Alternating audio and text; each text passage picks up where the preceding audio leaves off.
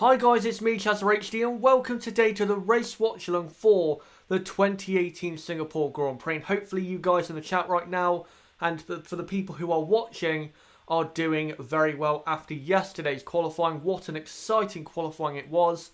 And as ever, I am looking forward to today's race because the top six is so mixed up. You have no cars that are from the same team on the same row of the grid. So, yeah, that's going to make, I think, for at least an interesting race today. And again, hopefully you guys are doing well and are excited for today's race. But for you guys, in case some of you did not see qualifying yesterday and you're unsure of the starting grid, let me take you through it right now. Here is your top 10. Lewis Hamilton will start on pole from Max Verstappen second, Sebastian Vettel third, Bottas 4th, Raikkonen 5th, Ricciardo 6th, then it is Perez 7th, Grosjean 8th, Ocon 9th and Nico Hülkenberg in P10. Now, that top 6 looks very, very exciting. You've got, Raikkonen and Ricciardo, who I think are going to go aggressive today when it comes to racing and on strategy. I think Verstappen will be very aggressive at the start when trying to get into the lead of the race. Vettel needs to be aggressive, but of course at the right times. We're going to have a very interesting top 6 battle for sure. Unless, 3 of them go out on the first lap. Like what happened last year, of course, in 2017. And we'll go through the bottom 10. So it's Alonso in P11, then Sainz, Leclerc, Ericsson, Gasly, Magnussen, Hartley, Van Dorn, Sirotkin, and Lance Stroll. I just want to point out something when it comes to Williams that I only noticed about an hour ago when I updated these graphics to put in this stream. Look how slow they are compared to Stoffel Van Dorn. They're over a second slower than Van Dorn. That's so bad. So bad considering the McLaren is quite poor and Van Dorn has been quite poor since the Canadian Grand Prix. So yeah, that is so bad for Williams, but of course, that's not really a surprise because this track does not suit the Williams car. But to start off this build up to the Singapore Grand Prix, let's go through all the teams and preview how we think they are going to do. First off is Mercedes, of course. Yesterday getting an amazing pole position with Lewis Hamilton. Can he control the race today? If he stays in the lead at the end of the first lap, he really should, at least for the first stint, control the race today because the Mercedes, it seems as though at the moment, actually does have better race pace than they did maybe last year or in previous seasons. The race pace isn't, amazing, but it's not as bad as it used to be. So I think if Hamilton can stay out in front again at the end of the first lap, then again, at least for the first stint, he should be able to, give himself a very good chance of victory. And for Valtteri Bottas, I think for Bottas, when it comes to where he will finish, it's basically down to the start. If he can get a good start and get past maybe Vettel, and if he got past Verstappen, that would be brilliant because then that could make it a Mercedes 1-2. But I think for Bottas this race, it's all down to the start. If he gets a good start, then he will have a good race. But if he doesn't, then I don't think he has the pace to come back through and get a podium if he gets a bad start. Next up is Ferrari. What a horrible qualifying session it was yesterday. Vettel in P3. He should not be in P3. He definitely had the pace to be at least second on the grid. And in today's race, he has to be aggressive. Sorry, if he is not aggressive when it comes to getting past cars that are slower, then he's not going to win the race. He's not going to at the start. If he has an opportunity to get past Verstappen or even Hamilton, he has to take that opportunity. Of course, he can't be over aggressive because then that will cost him even more in terms of points because then he'll probably have a crash and drop down the field. But if there's an opportunity and he can be aggressive and get away with it, then he has to go for it. He absolutely has to. Because if he doesn't, I don't see how he will get a race win today. But for Kimi Raikkonen, I feel as though for Kimi, he's probably going to go for an aggressive strategy. I think maybe go from hypers to ultras and then back to hypers again, or maybe 2 sets of ultras after the hypersoft tyre that he's starting on. But I think Ferrari are going to go aggressive with Kimi Räikkönen, and I think they have to, because he's starting too far back to really affect what Lewis Hamilton is going to be doing out front. So say if the top 6 is quite close together in the first few laps, that's great news for Kimi, because then he can pit early and do an undercut, say on Verstappen, even his teammate and Lewis Hamilton, and try and hold up Hamilton for his teammates' sake. So today Ferrari just needs some kind of positive result. Vettel has to win this race. I have seen people saying, oh, all that matters is that Vettel finishes ahead of Hamilton. Even if Vettel beats Hamilton, say if Vettel finishes second and Hamilton finishes third, that's only 3 points he's gaining. He has to win the race. It is all about, for Vettel, between now and Abu Dhabi, it's all about winning the races. Nothing else. He has to win the races from now on. And let's go on to Red Bull, who I think, guys, are going to have the fastest race car, because as we've seen in 2018, their tyre wear compared to Mercedes and Ferrari is the best out of those top 3, and that is going to be very important in today's race, because the hypersoft that the top 6 will all be starting on is going to fall away quite a lot. And if Red Bull can make those hypersofts go longer and can not wear them out as much as Mercedes and Ferrari, that could, provide Red Bull a very good result. Maybe a race win, maybe a double podium, who knows? So if they can use that good tyre wear that they normally have on their car to their advantage, I think Red Bull are going to have a very good race today. And I think both drivers will be very aggressive, because between now and the end of the season, this is their second to last, I would say, opportunity for them to win a race. The other opportunity is Mexico. This race is, the second to last. So they have to be aggressive today if they're going to win the race or get on the podium, say for Daniel Ricciardo. They have to be aggressive today if they're going to get a good result. But guys, what do you think will happen with Mercedes? Do you think Lewis Hamilton will win the race today?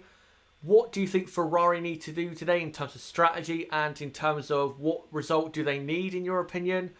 And what do you think is going to happen with Red Bull? Do you think they do have the pace to win? Do you think they have the best race car in terms of race trim? What do you guys think about those top 3 teams? Let me check the chat now. Nathan says Red Bull could go 1 stop and keep track position. If Red Bull's tyre wear is that good, that is a possibility. That is a possibility, but they have to extend the hypersofts, I would say, long enough, maybe 15 or 20 laps in, if they're going to go for a 1 stop. But we'll get on to what we think the strategy is going to be for the race later on in the build-up. Anonymous, if Lewis wins, it's all over. Depends where Vettel finishes. If Vettel finishes second, it goes up to 37 points, so it's closer to being over, but I wouldn't say it's all over. If Vettel retires and Hamilton wins, then absolutely the title fight is over. B Hassan 786, Lewis Hamilton can't win, I won't allow it. Dr. Vidya Guillem, I think that says, with Hyper Ultra. And he says Red Bull could do 2 stop. I think Ricciardo, because of him starting in P6, which is probably a lot lower down than he should be, I think that's what he's going to go for, to be aggressive and try and get himself up towards the podium and put pressure on the top 3 or 4. That's what I think he's going to do in today's race. Andrew Drury, Crash Stappen to make a comeback. If you're a Vettel fan, you desperately need that. But not with Vettel, of course. You need that to happen with Lewis Hamilton. Stingray Play says Red Bulls are going to Baku it. Ricciardo, though, needs to get up the field first, if that's going to happen. Andrew Drury, literally no idea what's going to happen. I think that's the exciting part. We don't know, because I think all 6 cars have, even if it's a small chance, they all do have a chance of victory today. They really do. So I think that's what makes today's race very, very interesting. Legendary snipers. I think Verstappen will undercut Hamilton or something like that. Maybe. We'll see. Say Rugara, go Verstappen, destroy Hamilton. Anonymous, Verstappen, please take out Hamilton in the first corner. A lot of you, I think, are Vettel fans that are hoping that Max does what he was doing at the start of 2018. Max, you're our only hope. iFan Jones, 2-stop question mark. We'll get onto that again once we get onto what the strategy is going to be today. It's going to be interesting. I'll leave it at that. But again, we'll get onto that very, very soon. Stingray plays. Well, last year Red Bull had the fastest car, and they had Jack Bleep compared to Hamilton. True, that is very true. But I think Lewis Hamilton was very good last year, being able to control the race, and of course the wet conditions at the start.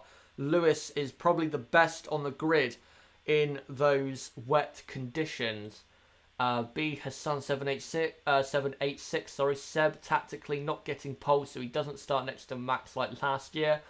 Well, he is still starting next to him, so if that was his tactic, it hasn't really worked out that well. 3 stoppers, 4 stoppers, 5 stoppers. I can say Rugara. Is Vettel going to bottle it? That's anonymous. Who knows? I wouldn't be surprised, because ever since the German Grand Prix, he's bottled it, I'd say, most of the time. So I wouldn't be surprised if it happens again. Will the hypers fall off the cliff early on? It depends, I think, what the top 6 is like. If the top 6 is very close and they're having to push harder than maybe they want to, or then they push harder than they were expecting to, then that will cause probably the hypersofts to go off earlier than they're hoping. I think the teams probably think that if they can manage the tyres, they can get them maybe 15 laps in, something like that. But if, again, the top 6 is very close and they're racing very hard, then it might be only 10 laps. We'll have to see in the race, of course. But we will move on to the next 3 teams. Let me just get up. There you go. McLaren. I think with Fernando Alonso, they do have a chance of points. Of course, Alonso starting in P11. He is the first driver with free choice of tyres. And surely there is no way he is going to start on Hypersofts. The Hypersoft, it's great for qualifying, of course, but in race trim, it is not a good race tyre. I think Fernando will probably start on the Ultra Softs. I wouldn't be surprised if Van Dorn started on softs because of where he is starting. But for McLaren, I think because of the pace that Fernando has and because he can start on whatever tyre he wants, he really should be scoring points today. Unless, of course, there is some kind of reliability issue or, crash where he's unlucky like last year where he got up into, I think it was 3rd place, and then Raikkonen and Verstappen took him out of the Grand Prix. Unless something like that happens, I think Fernando really should be getting points today. I think he should be. So hopefully he can get some points from McLaren. Of course, their first points, if they do get it, since the Hungarian Grand Prix. Next up is Renault, who had a disappointing qualifying session, and from Carlos Sainz's point of view, qualifying in P12, he said that it was down to the tyres. They were not getting the tyres fired up for their laps. They were not getting enough out of those tyres to be able to get both cars into Q3, and I think that's why also Nico Hulkenberg was only in 10th place. I think that's why also. I think that's just a general car problem this weekend. But I guess if you can't get the tyres fired up in qualifying when you need them to be hot, that can sometimes actually help you when it comes to the race, because if you can keep your tyres cooler than other cars that can fire them up very quickly, then in the long run, that can help you. So maybe that will help Renault today. I think Renault will score points, definitely. I don't know if both cars will. It's going to be very close when it comes to that. But we'll have to see once we get into the race. I think Hulkenberg definitely is more likely to score points because of his consistency. And next up is Force India. And, well, what a great qualifying. P7 and P9. Sergio Perez had his best qualifying ever at Singapore yesterday. Qualifying in P7, the best of the rest driver. Great performance. And in today's race, I think Force India can get the same result because yesterday, with, again, the upgrades that they brought to Singapore, they worked wonders. And with the way that Force India normally are in race trim in terms of how they manage the tyres very well and generally do have very consistent pace when it comes to the Grand Prix. I think Force India will have a double points finish. I really do. And if they don't have a double points finish, I think they might actually be quite disappointed because they do have the pace to do so. But guys, what do you think about those three teams? Do you think McLaren with Fernando Alonso can score points? Do you think Renault can score points with both cars maybe? And for Force India, do you think in today's race they will have the best car in the midfield in terms of race pace? And maybe could they, if there is a crash up ahead and chaos in terms of retirements, could they get a shock 5th place? Something like that. What do you guys think about those three teams? Let me just check the chat right now. Andrew Drury, I think next year Force India will be faster than Red Bull. Interesting. Because they won't have any more financial restrictions. If they didn't have financial restrictions in 2017, I think Force India at times would have been faster than Red Bull. But when it comes to 2019, I don't see it because I think I might be putting myself out on the limb here, but I think Honda, I'm not going to say Honda are going to get it right next year, but I think Honda will improve.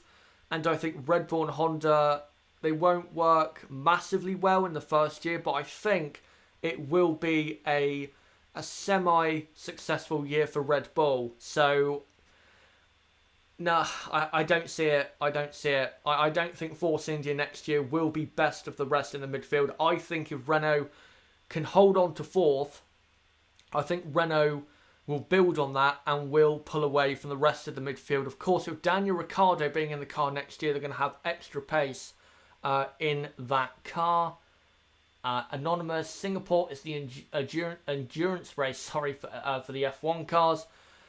This race is the only endurance race on the calendar because if you've watched the Singapore Grand Prix since it first started 10 years ago now, normally it ends up being a timed race because it's such a long lap, and with safety cars that we get every single year, and we're going to get one this year, it's probably, a guarantee.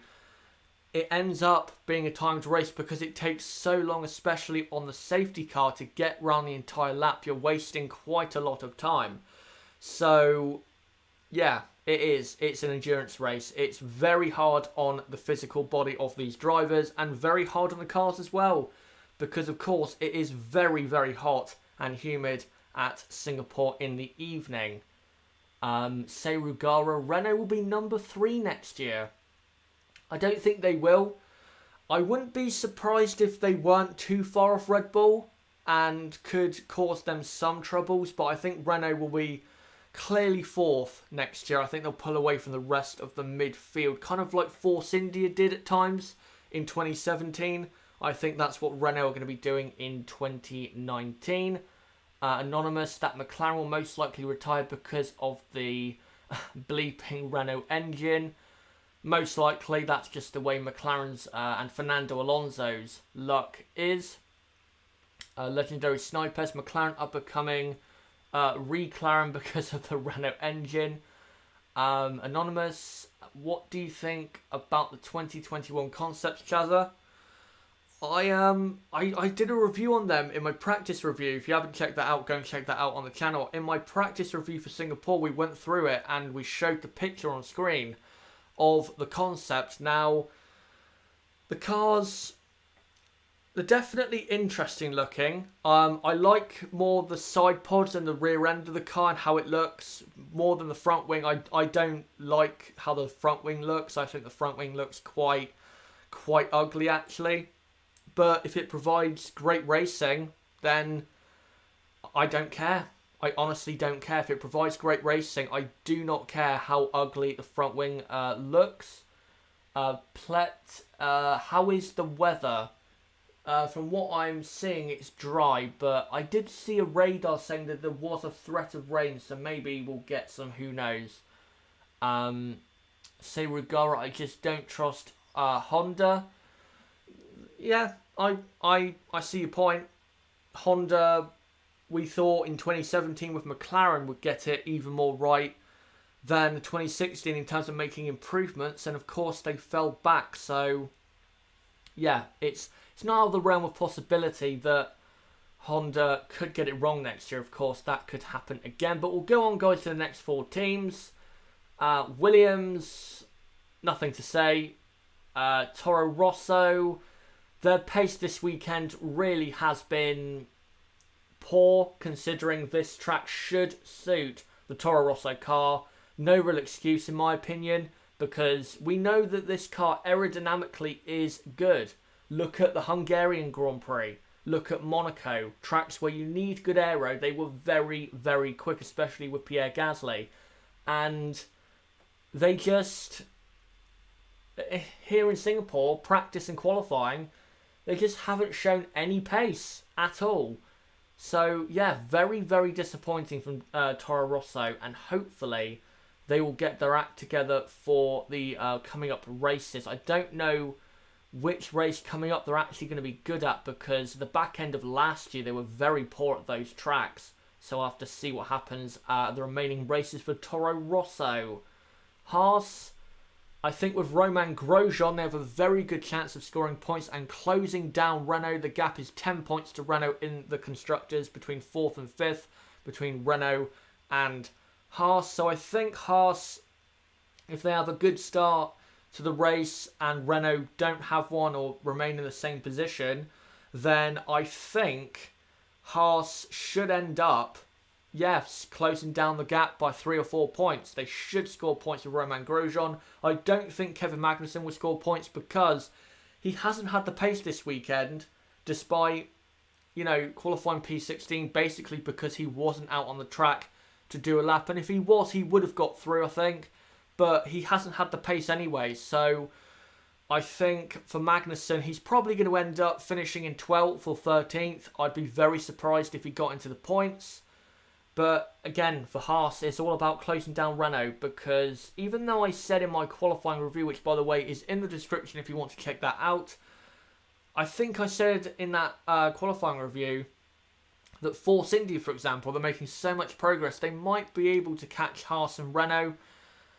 Realistically, is that possible? Maybe not, but for Haas, forgetting Force India for a moment, they just have to, again, and I've said this plenty of times, just focus on beating Renault. That's all they've got to focus on. And in today's race, they should be able to do that. And for Sauber, their qualifying wasn't awful, but it wasn't anything spectacular. 13th and 14th, that's probably the best they could have done. And I think in today's race, if there is retirements up ahead, they could nick a point. And even though Charles Leclerc, of course, is much better than Marcus Ericsson, because of the way Ericsson normally is in races, when it comes to almost the endurance of a race and looking after the tyres, I think Ericsson does have a very good chance of points. So maybe watch out for him in today's Grand Prix. But guys, what do you think about those four teams? Do you think Williams can do anything in this race? Let's be honest, they're not going to. Toro Rosso, do you think they can do anything in this race? Anything of note? Haas, do you think Romain Grosjean will score some good points today? And for Sauber, is there any chance of points for any of the Saubers? Realistically, I don't think Sauber will score points. But again, if there is retirements up ahead, then they do have a chance. I think with Marcus Ericsson especially, because I think these type of endurance races or tyre-driven races does suit Marcus Ericsson more than Charles Leclerc. Let's look at the chat, see what some of you guys are saying. Niblo, race starts in 35 minutes. Indeed it does. Can't wait for it to get underway. IFN, Scars Kid, Chaz, what is your predictions for the top 6? I will get onto my predictions, guys, probably 10 to 15 minutes before the race starts, so don't worry, it is coming very soon. John says Sauber scores. I don't think they have the pace to, but if it's a very hard race for, you know, certain cars up ahead and they fall back because of retirements or issues, then maybe. Seirugara, Fernando Alonso doesn't know how to lead a team, and he can't help develop a car, which is why he is where he is. Vettel and Hamilton are better drivers than him all time. I don't think Vettel is better than Fernando all time, or at least so far. We need to wait until Vettel retires, of course. But Hamilton, I'd say Hamilton, yeah, is definitely... I'd put Hamilton ahead of Alonso, primarily because of Hamilton's qualifying speed, which I think is the best in F1, and I think it's been the best in F1 probably since Michael Schumacher retired from the sport. Thanks, Chazza, for stream. Bye, everyone. Bye to Anonymous. I hate everything. Thanks for tuning in to the stream. The human... I'm trying to see what the human poker decks. I think that says Vettel will have a bad story. Maybe. We'll have to see what it says at the... see what happens at the start, sorry. John Hamilton, yes. Vettel, no way he folds under pressure. Indeed, he does. And if you deny that he folds under pressure, then I think you're just forgetting or deliberately not thinking about the evidence that has clearly... as shown itself. We'll have a bad start, not story. Maybe. We don't know. This is the thing about the starts of races. You just don't know what is going to happen. Anything can happen. As we saw last year, nobody could have predicted we would have had Vettel, Raikkonen and Verstappen retiring from the race when they did. So... yeah, who knows? Who knows what's going to happen? IFN Scars Kid, turn 1 is super tight. Safety car confirmed. Definitely going to get a safety car. No doubt about that. I think the rate of safety cars is something like we get 1.6 safety cars or something. So it's actually, there's more chance of 2 safety cars probably than just the 1. Blessed you, Hamilton. Alonso is better than Hamilton when it comes to wheel-to-wheel scrapping. I would say Alonso is better in races. I think Fernando is better when it comes to the races, for sure. I think when it comes to qualifying, though, Lewis is the king of that.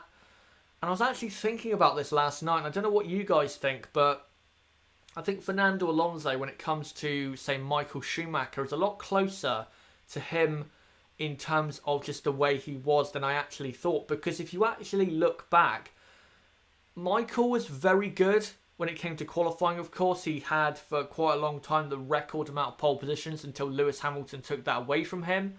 But Michael, I thought, was better when it came to the races than qualifying. There were some qualifying sessions where he wasn't really that great, but then when it came to the races, he would destroy the entire field, and Fernando very much is like that.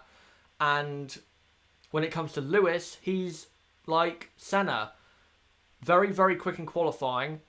When he's out front in the race, most of the time he's unstoppable unless, you know, there's some kind of issue. That both those drivers do have their similarities to both Senna and Schumacher respectively. But guys, we will now move on to the next topic. We've got 30 minutes now until the race gets going. And what I'm going to get onto now, guys, I think is the one to watch in today's race. And the one to watch, in my opinion, is Fernando Alonso, primarily because he has a free choice of tyres. That is very important at a race like this with the way the tyres have been this weekend. There's no way he's going to start on hyper softs. It's going to be the ultra softs, maybe the softs if they actually think that even ultras are not going to last that long. Maybe he'll start on the soft tyre. Who knows? But I think because of how Fernando is when it comes to races in terms of, you know, his consistency and his great wheel-to-wheel racing, I think Fernando is the one to watch. I wouldn't be surprised if he finished P7 or P8. I would not be surprised because his pace this weekend has been very good. And of course, Fernando is very good at Singapore. He has had, I think, 2 wins at Singapore for Renault and Ferrari respectively, and has had podiums as well. This is a very good track for Fernando, and I think we're going to get some kind of points finish from him today. What do you guys think about Alonso then, guys? Do you think he'll get into the points? Do you think he'll finish 8th or 7th? Where do you think Fernando Alonso will finish in today's Grand Prix? That's the real question that I'm asking you guys. Let me see what some of you are saying. Ronan Brady, I agree with you that he is the one to watch. It's pretty clear because, again, he is the first driver that has a free choice of tyres. And his record at Singapore, again, very good. So, yeah. Andrew Drury, his 2008 win was not deserved, though. Agreed, but, you know, it happened. It happened. At the end of the day, we can't reverse what happened. Ronan Brady, no better than 8th. 8th from Blessed Tube. Yeah, I think 8th is probably the best he can do. It was 8th in Hungary, wasn't it? A couple months ago. And Hungary and Singapore do have their similarities. So, yeah, 8th. I think that's probably the best he can do. Seirugara says 8th as well. Nando P6 if there's incidents ahead. That's from Nathan. If there's a crash at the front of the field between, say, a couple of the top cars, then, yeah, there's a possibility of that. We'll have to see, of course, what happens at the start. John here, he may score points, but what it's worth, the story is Hamilton, Vettel who scores more. Ronan Brady, do you think Van Dorn could do anything along with Magnussen? I think Magnussen is probably going to be trying to do a very long first stint and then maybe try to be fast at the end, but I don't think K-Mag will score points. I think Stoffel is pretty much going to go for the same. I think the best those two drivers can hope for is 12th or 13th because, for example, K-Mag is probably not, you know, the 16th fastest guy. I think he probably could have got up into 12th with that car, but he's not fast enough, I think, to be in the top 10. So he hasn't got the pace to just roar through the field, kind of like Perez did at the Italian Grand Prix when he qualified down in 16th. Andrew Drury, are you watching Channel 4 or Sky? I am watching Sky as always because, no disrespect to Channel 4, but I feel as though Sky has a lot more info and it's a bit more in depth. Channel 4's coverage is, it's good. It's not bad by any means, but I just prefer watching Sky F1 to Channel 4. Niblo, nah, we don't talk about Red Bull car problems before the race. Please, I've had enough heartbreak with this. Yeah, guys, don't curse Daniel Ricciardo, Max Verstappen today because, as we know, that Renault power unit only has so much life left in it. But we'll move on from Alonso being the one to watch and go on to our tyre strategies. Here you go. These are the race sets. These are the new and used set of tyres that all the drivers had, or all the drivers currently have, sorry. So look at the top there. Hamilton and Bottas both have a new set of Ultra Softs. So do Vettel and Raikkonen. That's important though right there. Daniel Ricciardo and Max Verstappen have 2 new sets of the Ultra Soft tyre. Thus meaning they can do a 2-stop and get away with it just fine. But with Hamilton, Bottas, Vettel and Raikkonen, if they do a 2-stop, they're either going to run the slower soft tyre, which is not going to work well compared to the ultra soft, or they're going to have to run a used set of tyres. So that has put Red Bull in a great position for today's race with an extra set of ultra soft tyres. That might be the difference, in today's Grand Prix. You can see there Perez and Ocon, they have one new set of ultra softs as well. Williams, of course, they have plenty of new sets because they can't get far enough into qualifying to actually use up more sets. Sainz and Hulkenberg. Sainz has a new set of Hypersofts. Hartley has 3 sets of the Hypersofts, so he can be aggressive if he wants to. Grosjean, 1 set of the Ultrasofts. Magnussen has 3 sets. Alonso, you can see there, has 1 new set of each tyre. That's very important. Van Dorn has 3 sets of the Ultrasoft. So the Hypersoft tyre. Then Ericsson and Leclerc have, again, like Fernando, 1 new set of each tyre. But guys, what do you think the strategy is going to be today? I think most people are going to go, or at least attempt, a 1-stop. And I know people will be surprised by that, but I think, say from P11 to P20, I think they're all going to start at least on Ultrasofts. Maybe a couple of them will risk starting on the soft tyre, and then they're going to run as long as possible and then put the soft tyre on and go to the end. I think the top 10, I think probably half of the top 10 will go for a 1-stop and the other half will have to do a 2-stop. But I think the bottom half of the field are going to do 1-stop. I don't really doubt that. And you have to attempt it, because if you're going to score points, and if Perez, Ocon, Grosjean and Hulkenberg, who are in the top 10, if they do 2 stops like they're probably going to, then you have a great chance of points, even if you're not as fast when it comes to general pace, like a Pierre Gasly or a Charles Leclerc, Marcus Ericsson. So yeah, I think we're going to get a lot of difference on strategy today. I don't think we'll get a 3-stop unless we get a safety car late on and someone pits for another set of tyres. I think it is only going to be 2 stops maximum, and mostly I think at least the drivers are at least going to attempt to go for a 1-stop. Will they make it work? Who knows? But let's see what some of you guys think is going to happen on strategy. Nathan says, go for 1-stop as deep as possible and hope for a safety car to swap to fresh hypers. That is a very important point about the safety car. That is going to play a massive role in today's race, because if the safety car comes out at a great time for people on 1-stops or 2-stops, that's going to have a massive effect on today's race. Of course, we can't predict when the safety car is going to come out. It could easily come out on the first lap, which wouldn't really have an effect on strategy that much. It would extend probably the tyre life by 2 or 3 laps.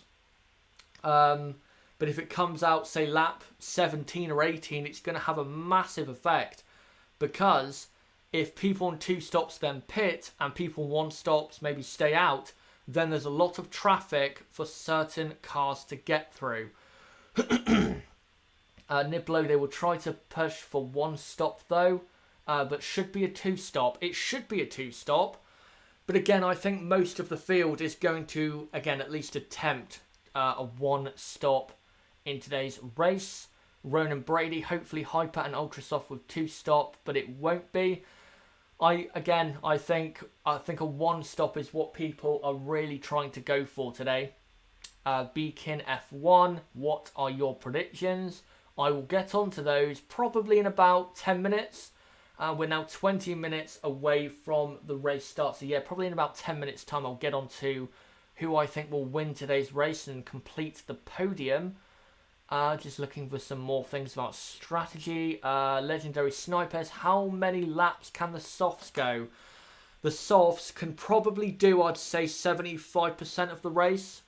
So if you started on them and you managed them, then I think you could probably go to lap 40, honestly. I think if you manage them well and you don't spin the tyres up, I think you could go very long into this Grand Prix. But We'll have to see.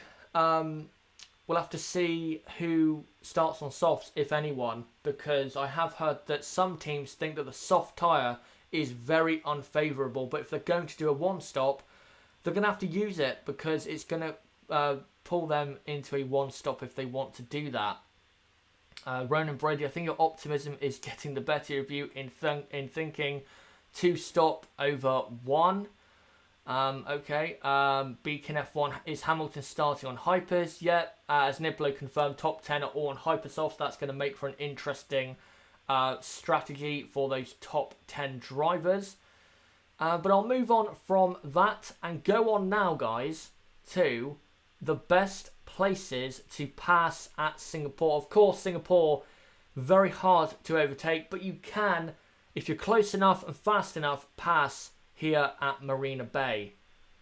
Turn 1 at the first lap, you can get past. As we saw last year, positions were made especially by Lewis Hamilton, who went from 5th to 1st. Of course, that crash between Vettel, Verstappen and Raikkonen did help, but if you get a good start and you find the right line going into turn 1, you can make up some very important and key positions. So it is possible to do so, and if you're fast enough coming off the final corner and going onto the pit straight and going into turn 1, you can make a late dive going into turn 1, but it is such a fast corner that you do risk, hitting the other guy, because the other guy is probably going to turn in because of how fast the corner is. You have to immediately, as soon as you brake, you need to turn straight in because it's that fast of a corner. So it's a difficult corner to overtake at, but it is possible. As we've seen in the past, I think with Jean-Eric Vergne in 2014 made a late dive there on Kimi Raikkonen, I believe, in 2014. And then you have turn 7. That's another place to overtake. I think turn 7 is probably the best overtaking opportunity on the track. It's the longest straight and a DRS straight. If you do get close enough on the exit of the previous corner, then you should get past the guy ahead, especially if you have good straight line speed compared to the other guy or a good exit. You should have a great opportunity of going down the inside into turn 7 or positioning yourself on the outside to maybe do a cutback going into turn 8. But definitely that turn is the best opportunity to pass on this track. And then you have the corner just after the mid-sector point. I think I can't remember what number turn it is exactly, but I know it's just after the Anderson Bridge. It's basically the corner after that, or the braking zone after that. If you get a very good exit off the Anderson Bridge and you get a run down that straight, it's not the biggest straight in the world, but it's long enough for you to get some sort of run. If you get a good enough run, you can at least have a look. Can you get past? Maybe not. It's very hard, as we know, at Singapore to pass, but there is at least a small opportunity of passing at this corner. But those are the best overtaking spots here in Singapore. Now, guys, I believe I am going to go on to my predictions finally, with 15 minutes left until the start of the race. My race winner today will be Max Verstappen, in my opinion. I don't think necessarily Verstappen has to pass Hamilton at the start to win today's race. I think if Hamilton is leading, say from Verstappen second and whoever's third, I think Verstappen will have good enough tyre wear and tyre life during the race to be able to somehow get past Hamilton, because the Red Bull is a lot more comfortable to drive around this track than the Mercedes, despite, of course, Hamilton getting pole. That just shows how great Lewis Hamilton's lap was. But I think Verstappen, as long as he can make it to the first corner in at least P2, and he can, make those tyres last and manage the tyres and hopefully force somehow Mercedes into destroying their tyres and Ferrari, then I think Max will end up winning this race, in my opinion. In P2, I'm going Lewis Hamilton. I think at the start he will maintain the lead, but I think Max will be right behind and pressuring him and forcing Lewis to burn up his tyres a lot sooner than Mercedes and Hamilton want to. That will cause probably Mercedes to struggle in the opening laps, and I think eventually Max will find his way past, maybe passing Lewis, or maybe undercutting or overcutting Lewis Hamilton in a pit stop phase. But I think Lewis Hamilton finished second. But of course, if Max Verstappen wins and Lewis Hamilton finishes in second, I don't think Lewis will be massively disappointed, because all he has to do is beat, of course, Sebastian Vettel in today's race. That's all that matters. And for third place, I'm going for Sebastian Vettel. I don't think he'll get past Verstappen and Hamilton at the start. I think he'll be close enough to have an effect on what their races are like in terms of when they pit, and maybe, you know, in terms of feeling under pressure. I think it will have an effect on Verstappen and Hamilton's race. But I think for Vettel, I don't see him having the pace today. From what I saw yesterday, and just his mood and just the way he is at the moment, he seems very down. The Ferrari team seems like it's all over the place and also very down. Yeah, I just don't see Vettel coming through the field. I wouldn't be massively surprised if Vettel won. If he got a great start, he could easily win today's race. But I don't know. I just don't think he's going to finish higher than third. I think he will finish in third place. He's been I think ever since that mistake in practice 2, he's been very down and quite depressed actually. But guys, what are your predictions for the 2018 Singapore Grand Prix? We are about 13 minutes, I think, away from the race start. So for the next, 15 minutes, put in the chat, guys, what is your predictions for the 2018 Singapore Grand Prix? Who are you going for the podium? As well, put in who you think will finish in 4th, 5th and 6th. For me, I'm probably going to go Raikkonen 4th, Ricciardo 5th and Bottas 6th.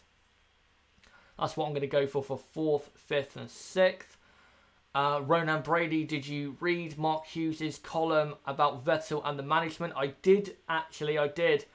And, he's basically confirmed something that I agree with, is that Ferrari have a massive part to play in Vettel being 30 points behind as well. It's not just Vettel. I have to stress that. Yes, Vettel has made mistakes. We know that. You know, Hockenheim, France, Baku, Italy. You know, he's made mistakes. But Ferrari have also made mistakes as well. For example, the pit stop in Bahrain with Kimi, China, Baku, Spain with the strategy. I would say, I think Hungary, I think they got it a bit wrong when it came to their strategy there, and also their pit stops weren't very fast. And Monza, I think they fell for Mercedes' trap. So Ferrari definitely have a part to play. I think Vettel has cost himself more points than Ferrari has cost him, but definitely Ferrari has played a part in Vettel's 30-point gap behind Lewis Hamilton. Right, let's see what you guys are predicting for today's race. Andrew Jury, Stroll first, Sorokin second, Maldonado in P3. Beacon F1 goes Hamilton, Verstappen, Vettel, Bottas, Ricciardo, Raikkonen. So not much change there in his top 6. James Eric goes Vettel first, Verstappen second, Hamilton third, Raikkonen fourth, Ricciardo fifth, and Bottas in 6th. Niblo goes Max, Ricciardo second, Vettel third, Hamilton 4th and Kimi 5th. A Red Bull 1-2. They will have to have some great pace in this race if they're going to do that for sure. Monza was a joke with the engineers in qualifying. Ronan Brady. Nah, not really. They got a front row at Monza, so it wasn't too bad. Ronan Brady, I think if this was the Vettel of Red Bull, he would be comfortable with this champion, or he would comfortably win this championship. Sorry. If the Red Bull was still dominant, maybe, but I think 2018, like 2017, is proving that Sebastian, when it comes to close competition, he does struggle a lot more than, when he's in a dominant car. And I think the doubts over him, say that we all had in 2012 and 2013, with people saying, oh, he only wins because he's in the best car. I think those are coming a bit true, I think they are coming a bit true. Just looking, MI says, or Emmy, Hamilton first, Verstappen second, Ricciardo third, Vettel fourth, Bottas fifth, and Kimi sixth. So you don't think Ferrari can have a good race? I wouldn't be surprised if Ferrari didn't have a good race because, since qualifying at the home race, it's gone downhill ever since then. Keep putting predictions in the chat, guys, and I'll read it out for the next 9 minutes. We are 9 minutes away from the race starting. Put some pictures on the screen for you guys leading up to the Grand Prix. Andrew Drury, I would argue that McLaren had the best car in 2012. I think they did. I think they had the best car consistently over that season. Red Bull did have the fastest car in a few races, but not as much, I think, as McLaren. Nathan, Max should be able to undercut him. I assume you're talking about Lewis. Can I ask you a question, Chazza? Yeah, go for it. I'm just trying to load up Twitter right now because, as ever, if you've tuned into these watch-alongs before, you'll know that I grab images off of Twitter and post them in my OBS software to show you guys pictures of what is going on. Sadly, we can't show race footage. I think that's pretty obvious why, because this channel will get took down in a matter of milliseconds.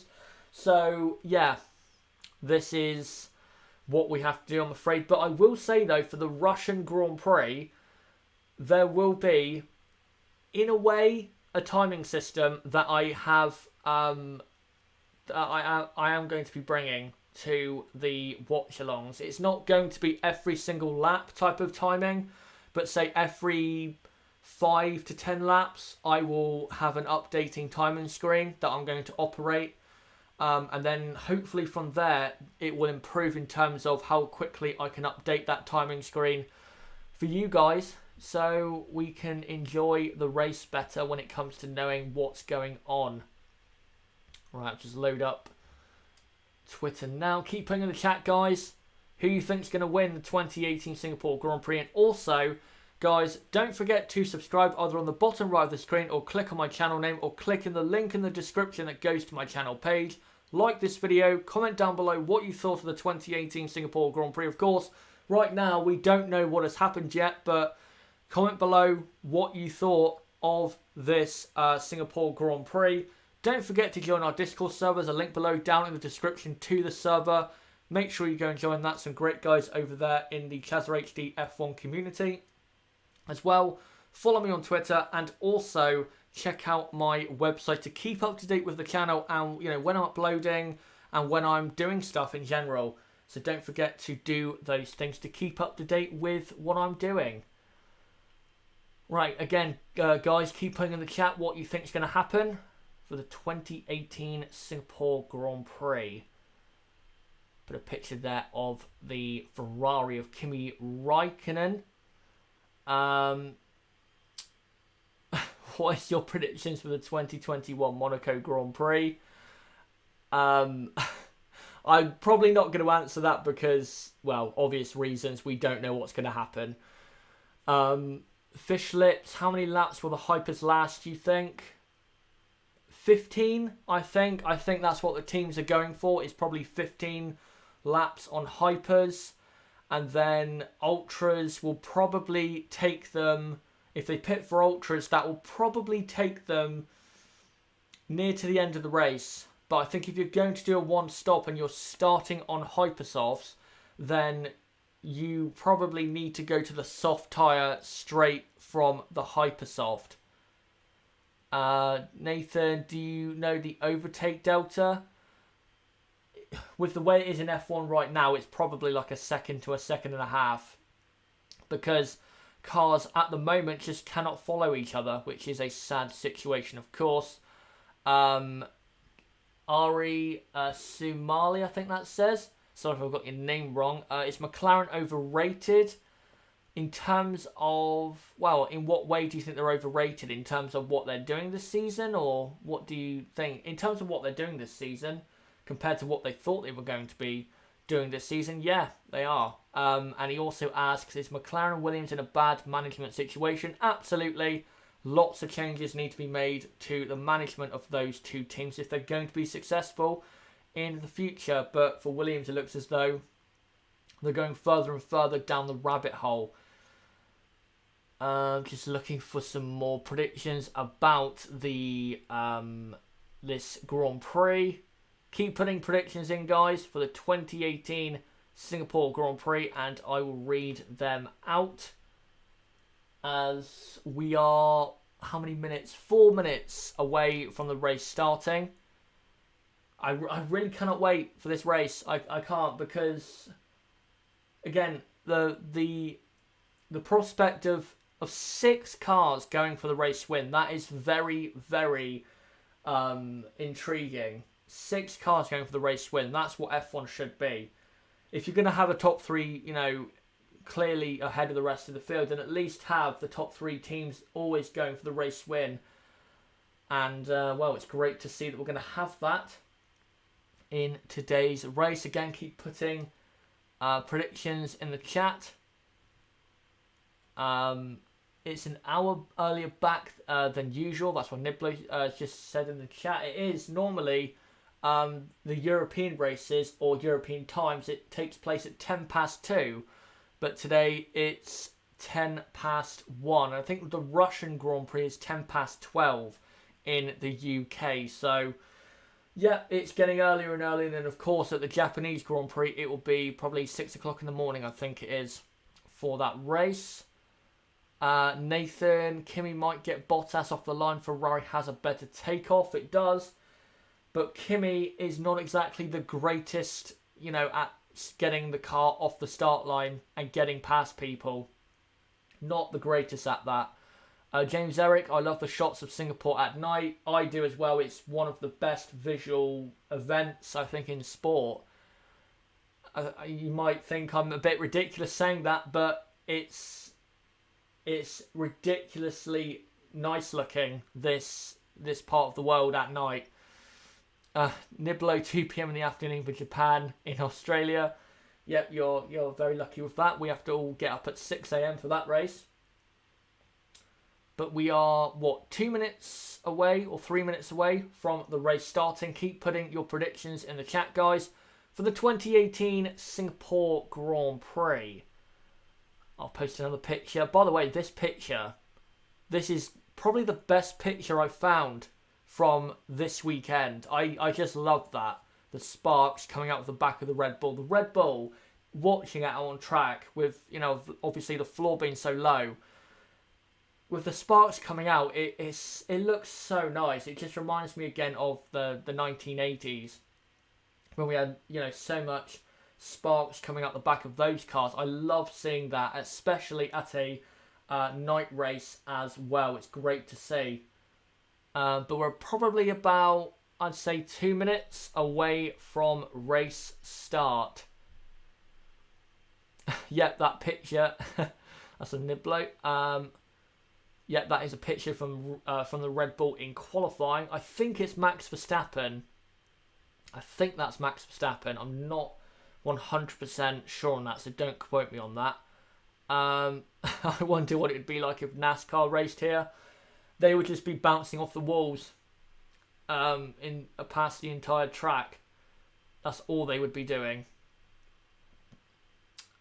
Right, here we go. Formation lap is about to start. Keep putting your predictions in the chat, guys, for the 2018 Singapore Grand Prix. Lewis Hamilton on pole. Right, so the top 10 are starting on Hypersofts, and then they need to bring it up again because I missed some of it. But I think most of the bottom half are starting on Ultrasofts. But I did see Pierre Gasly is starting on Hypersofts. Stroll on soft. Yep, I saw that. I think there's another driver on softs as well. I think it might be Van Dorn. I think. But we'll have to see again. But I definitely saw a couple of people on softs, or at least one person. Whoever is ahead at the end of lap 1 wins. That's from Raghav Gupta. Normally in Singapore, pole position does win, but we have had races in the past like 2008, 2012, 2017. Those are 3 races which have won from any other place from pole position, but 2009, 2010, 2011, 2013, 2014, 2015, 2016 have all won from pole position. So if you get pole at Singapore, you're giving yourself at least, a 75 or 80% chance of victory. That's why pole at Singapore is so important, and why that lap from Lewis Hamilton in qualifying could be the championship winning lap. As Lewis Hamilton and Max Verstappen are now coming up to the mid-sector, so the race will probably be starting in the next minute, I would say, once all the grid forms up. Of course, it's a very long lap here, so a formation lap's going to take even longer than a race lap. A race lap around here is almost 2 minutes, so a formation lap's going to be nearer to 3 minutes. 6 out of 10 times the one who won Singapore GP won the title. That's an interesting stat that I didn't know. So maybe that will have an effect on the title today of whoever wins this race. But of course, if Verstappen wins, then we know that it's not going to play true this year. My favourite teams are Mercedes, Haas, Sauber and Force India. That's some legendary snipers.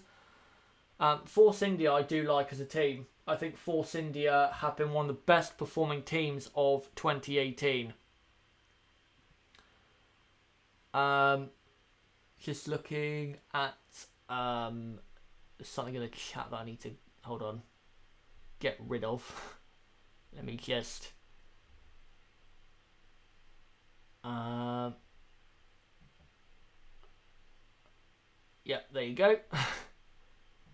Just had to deal with someone in the chat, no problem. Right, now the cars are forming up on the grid. Put your predictions in the chat. Probably too late now, so probably don't. Yep, Lance Stroll is on softs. I will try and get this picture on the screen for you guys when the race starts, but I don't think that's going to be possible because Lance Stroll is getting close to lining up on the back of the grid. So I'll try and get this picture on the screen for you guys. But I don't think it's going to be possible.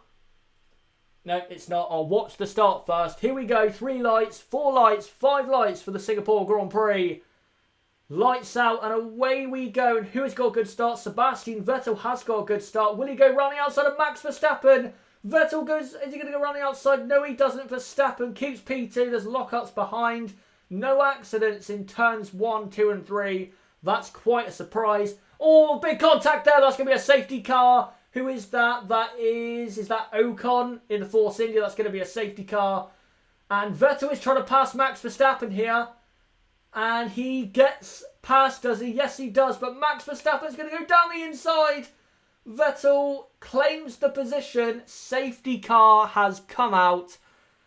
So Lewis Hamilton leads from Sebastian Vettel. Verstappen is 3rd. Bottas 4th. Raikkonen 5th. Ricciardo 6th. And Perez is 7th. And I believe that is Esteban Ocon.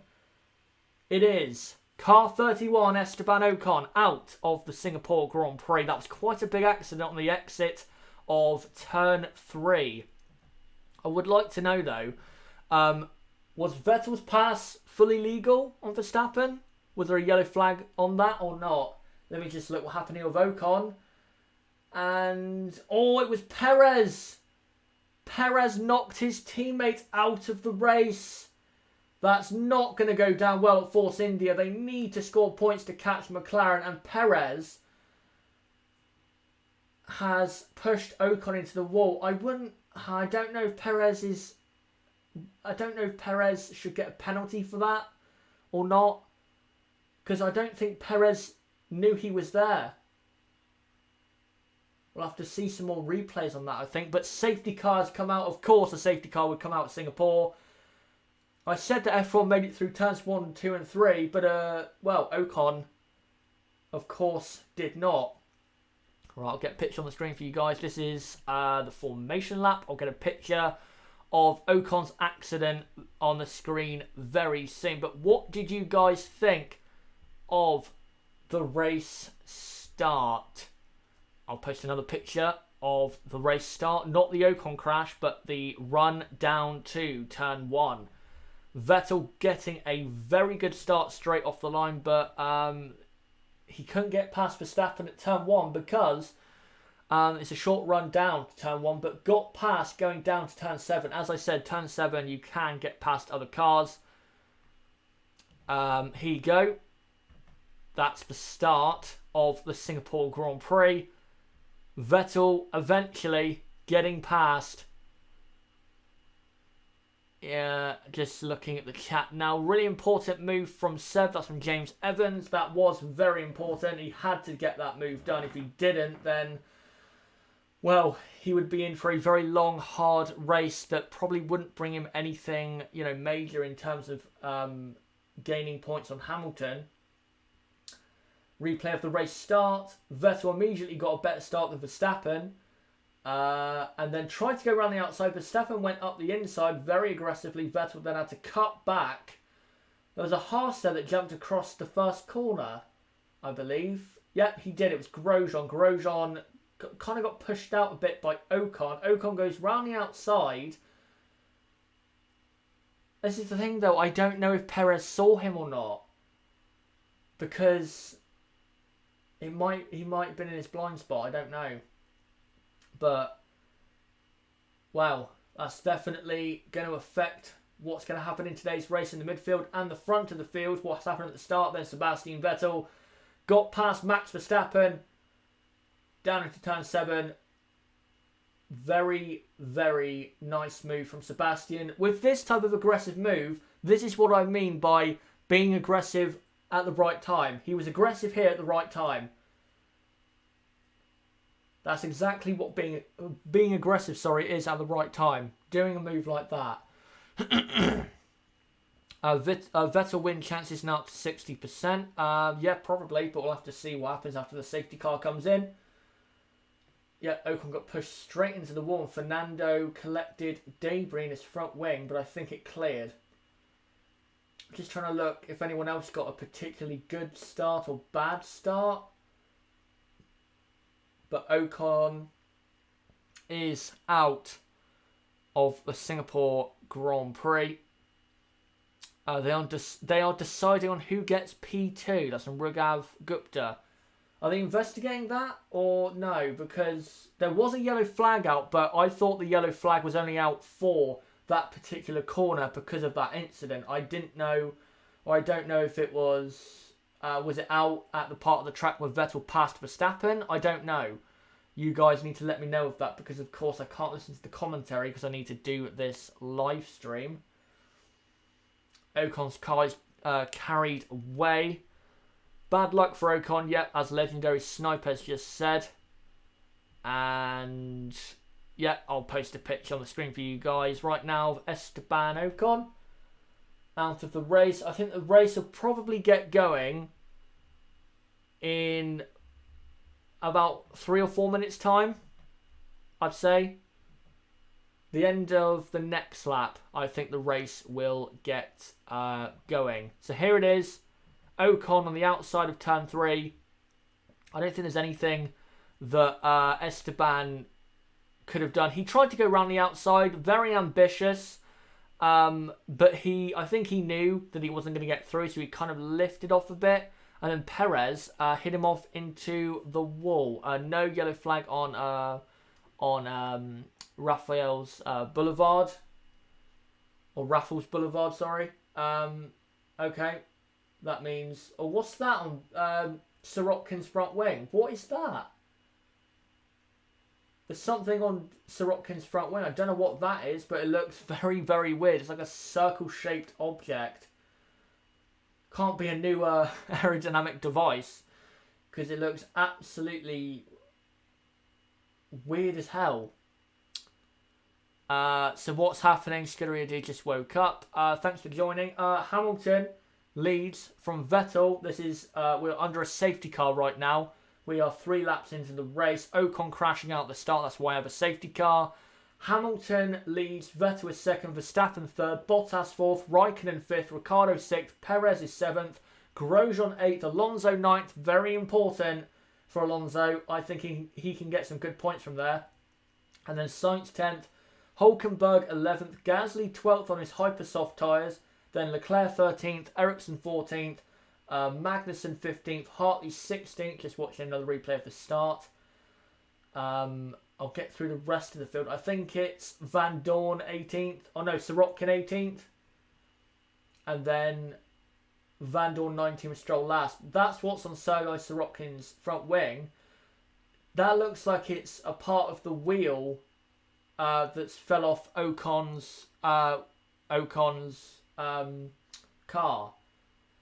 So yeah, Hartley 16th, Sirotkin 17th, Van Dorn 18th, Stroll is 19th, and Esteban Ocon is out of the Singapore Grand Prix. Tamzid, Sahar, Ozuha, can you not show the order, Chaza? Not right now. I am planning though for Russia. I will have a timing screen of sorts. It's basically going to be a graphic that I'm going to manually update every 5 laps. That's basically what it's going to be. And from then on in, for the rest of the season, hopefully into 2019, we can improve that timing system and get it to be a permanent thing. As Sirotkin is pitted to remove that part of whatever, that wheel, something that was on his front wing, and has put on the soft tyres. Safety car is in this lap. So safety car in this lap. Here we go, guys. We're probably, I'd say, a minute away from the race getting back underway. What do you guys think is going to happen from then on in? Or from now on in, sorry. Do you think that Vettel will win the race? Do you think Verstappen can still win? Do you think Hamilton's going to win? Who do you think is going to win? Put in the chat right now. And I will make sure to read it out. I'm just posting a picture now of how Sebastian Vettel passed Max Verstappen. Look at the sparks there. That is great to see. I absolutely love that. So yeah, that's how Vettel passed Verstappen down into turn 7. So yeah, the race is about to get underway. Vettel, no penalty. I don't know what people are saying in the chat right now. I think Verstappen will get P2 and Vettel could be 3rd. Ronan Brady, Hamilton, unfortunately. Well, we'll see. Vettel needs to be electric when the race gets going, because he does have an opportunity of passing Hamilton down into turn 7.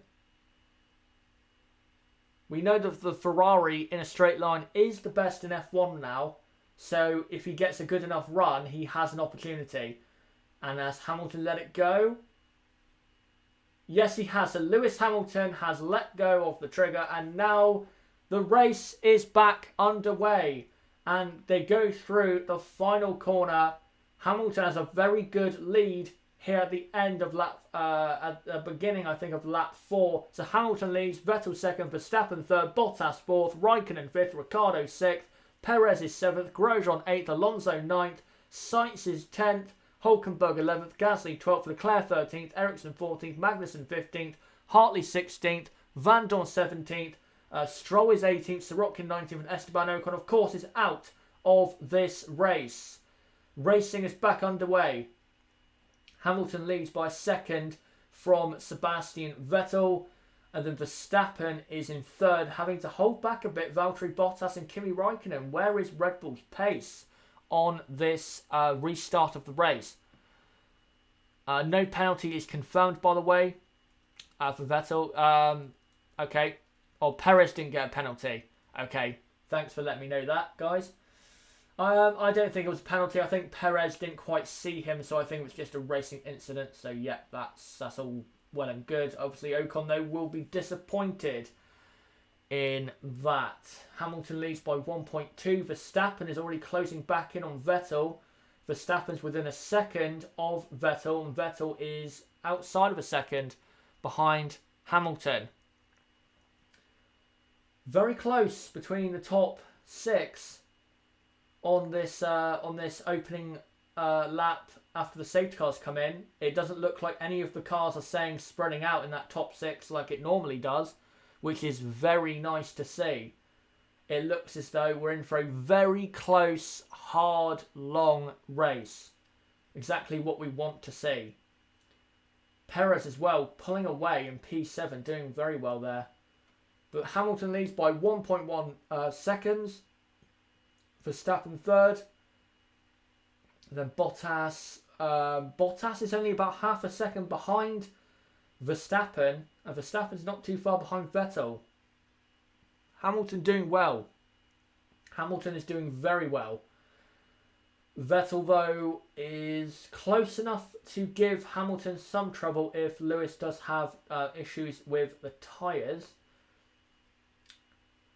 As, again, very close between the top 6 cars. Only just under 5 seconds covering the top 6. Hamilton clearly on max engine mode for first few laps on Ronan Brady. Well, we're not sure about that. Hamilton might just have the pace to maintain the gap out front, but it looks as though Vettel is slightly clawing that back here in the mid-sector. Verstappen, though, is only half a second behind Vettel, so Verstappen getting aggressive on restart. And Verstappen's only 3/10 behind here. Could he go for a move? No, he's too far behind, but Verstappen is very fast in the mid-sector. Very fast.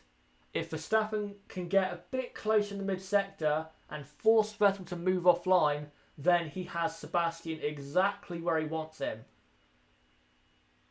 But there's only, about 4.5 seconds covering the top 6. This is exactly what we want. Keep putting in the chat, guys, if you just joined. What do you think will happen in the race? Hamilton leads from Vettel second, Verstappen third, Bottas is fourth, Raikkonen is fifth, and Ricciardo is sixth. By the way, Verstappen is within DRS of Vettel, and Vettel is he within DRS of Hamilton?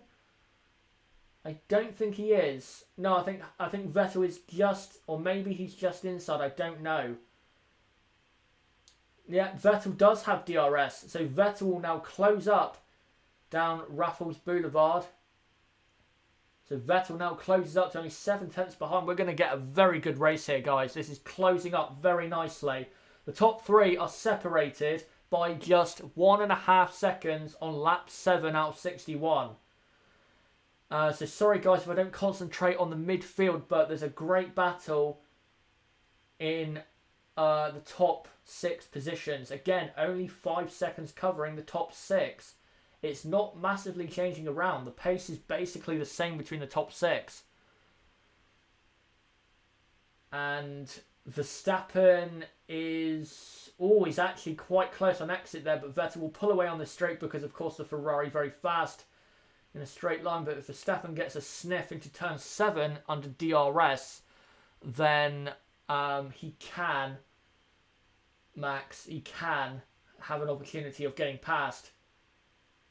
It seems as though Lewis Hamilton is very good in the final sector. That's where Hamilton is pulling away. That's why Hamilton is still in the lead. If Hamilton was not good in the final sector, Vettel would have been passed by now. So Hamilton is going to come across the line now. I think he leads by over a second. Yep, he does. And Verstappen now has DRS on Vettel, as Vettel does not have DRS. Fastest lap, though, by Sebastian Vettel. And he will be within DRS going down Raffles Boulevard. Will he or not? I'm not sure he will. Will he? No, he doesn't. He doesn't have DRS. He made a slight error then. Going down through turns 1, 2 and 3. Vettel went purple last sector. Okay, just as I said, Hamilton is doing well in the final sector. And Vettel goes and does that, but I think Hamilton. I think Hamilton's strongest sector is sector 3. I think that's where Hamilton is gaining the time. I think that's how he gained the time in quali. By the way, just to point out, Sergio Perez is only 1.5 seconds behind Ricciardo. So this is not even a top 6 battle. This is almost a top 7 battle because Perez is hanging on to the back of Ricciardo. So Perez doing very well, and he's quite far clear of Grosjean. So Force India looking quite good here. If they can do a 1-stop and everyone else does a 2-stop, Perez could get a podium, you know. Fastest sector 2, Max Verstappen. The top 3 are exchanging fastest sectors.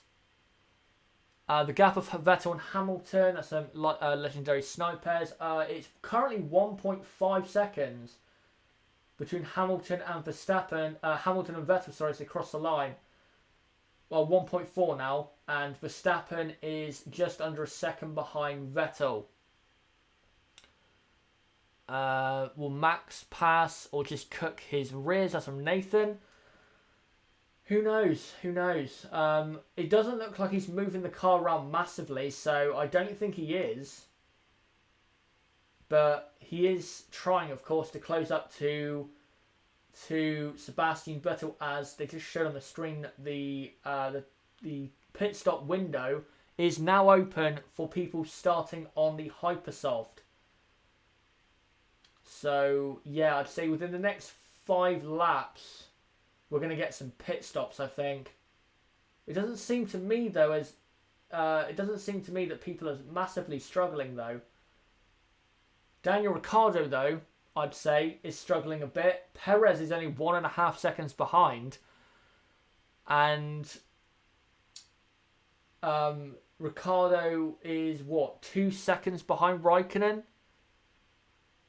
So Ricciardo's not doing well. I'm surprised by that. I thought Ricciardo would be a lot better in race trim than he was in qualifying. Normally he's better in the races than he is in qualifying, especially compared to his teammate Max Verstappen. There's about 1.5 to 2 seconds covering the top 3 still. Legendary snipers. I'm surprised that Perez is doing a good job. He is. He's only 8.5 seconds off the lead. That's very good. Very good. And you have to remember, we didn't get this race going until, I think, was it lap 4? So, yeah. Very, very good there by Sergio Perez. Mr. Hicks. Yep. So we've got a very close battle at the front, but no one is able right now to make any serious moves. Bottas is pulling away from Raikkonen. Bottas is now 1.5 seconds ahead of Raikkonen. And Raikkonen is about 2.5 ahead of Ricciardo. And Perez still 1.5 behind Ricciardo. Perez doing really well.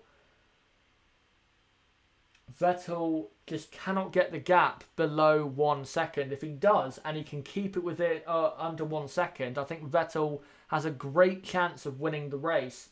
But it doesn't seem as though right now he can. Still close, though, between the top 6. We've got, 9 seconds separating the top 7. So the top 7 now. We can't just mention the top 6, we've got to mention the top 7. Niblo, Red Bull saving tyres from team radio. Okay.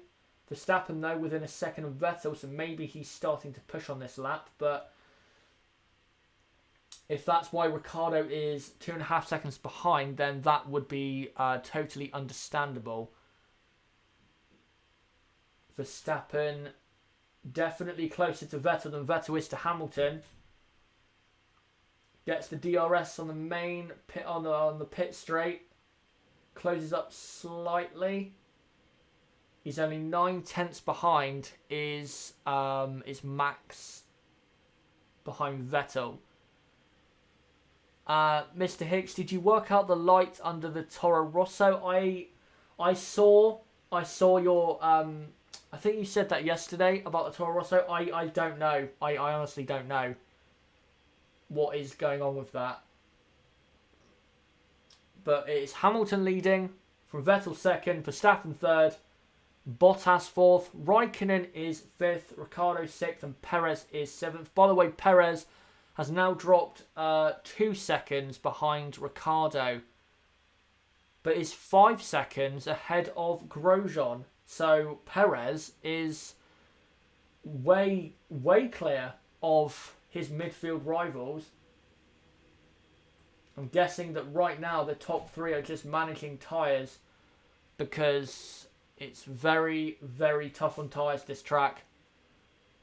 Undercut is massive here. That's from Niblo. It's massive because of, one, the way the conditions are. It takes a lot out of the tyres, especially on fresh tyres, and because the track is so long, that means obviously you gain more time during the lap, especially if you're that much faster on a new set of tyres. The tyre age of Lewis Hamilton's Hypersoft is 13 laps. It just said there on the screen. Who's going to be the first to blink then? Who's going to be the first to pit, do you think, guys? Put in the chat right now. Who do you think will pit first out of the top 6? Who do you think is going to take that gamble? Legendary Snipers, hey Chazza, how you react if there was neon lights under F1 cars for night? That would look very good. It would. But at the moment, I'm fine with the sparks that we currently get on the cars. I'll try now, guys, and post a new picture, as nothing's really moving around at the moment. I'll post a picture of when the race got going again under safety car. The order is the same as it was when the race was restarted. So I'll get this on the screen for you guys. There it is. Here you go. Hamilton leading, Vettel second, Verstappen third, Bottas fourth, Raikkonen fifth, Ricciardo sixth, Perez seventh, Grosjean eighth, ninth Alonso, and 10th is Sainz. By the way, Alonso and Sainz on Ultrasofts and are pretty competitive with Grosjean on Hypers. So looking good for the 2 Spaniards. Traffic could be a problem, so undercut may not be utilised. That's from Ronan Brady. That might be what these top guys are waiting for. It does take a long time to pit here in Singapore. I think it takes close to half a minute to do a full pit stop and, go through the pit lane. So they need to find a half a minute gap somewhere, and the field is, well, from Grosjean down is very close. I said from Grosjean down to Sergei Sirotkin, you've probably got 10 seconds at most. So, there's not much room there. They need to try and build the gap to Grosjean, and Grosjean is Grosjean's like 13 seconds, I think, off the lead. So they need to try and build it to Grosjean, but it's going to take a long time to build that to Grosjean. They need another 14, 15 seconds, as Ronan Brady says, 27 seconds. So again, they need another 14 to 15 seconds to build, or they can take the risk and pit for new tyres. Oh, is that rain that I see? Is that spots of rain? Hey up. That could change this 2018 Singapore Grand Prix. Hamilton, by the way, leads by 2 seconds now from Vettel. So Hamilton is able to, and on that radar, rain is around. Oh, interesting. Rain. I did not think we'd get rain. According to what it says on the screen, it takes 29 seconds to pit. But Hamilton very quick right now from Vettel. Verstappen in third. It looks as though, to me, the top 6, I would say the top 7 are conserving tyres. And then Grosjean, I say Grosjean as well. So the top 8 are conserving tyres, and then Alonso and Sainz, I don't think they're conserving as much as Grosjean because they're on the ultra softs, and that lasts a lot longer than the hyper softs. Lewis Hamilton, new lap record 1:44.929. But as I said in my preview for the Singapore Grand Prix, the lap record, well, there is none for this race because the track distance is slightly shorter than it was in 2017. Do you cast on Discord? That's from Mr. Hicks. Nope, I don't. I just do this from my OBS software. But in the future, if I have some guests on, which I'm planning to do, then I will have to use the old Discord. One more lap before Hamilton has gap to Grosjean. That's from Niblo. Yeah. Yeah, that's true. And Hamilton now 2.8 ahead of Vettel. But this is the thing. If it starts chucking down with rain enough for intermediate tyres and Hamilton pits now and Vettel and Verstappen stay out, then Hamilton's race is severely compromised. Alonso, they're showing now, is right on the back of Grosjean, and you know, he's closing so much in the braking zone. Grosjean is struggling on his tyres. Fernando's able to brake a lot later, get much better traction off the slow corners. If Fernando had a bit more grunt, I think Fernando would be passed very soon. Hamilton will run away with this now. That's from W. He says rain before that. He just does another fastest lap as Sebastian Vettel is the first to blink. He pits first, not Hamilton, and goes on to the ultra soft tyre on lap 15. That says to me, 2-stop. That says 2-stop to me. I think that's a 2-stop.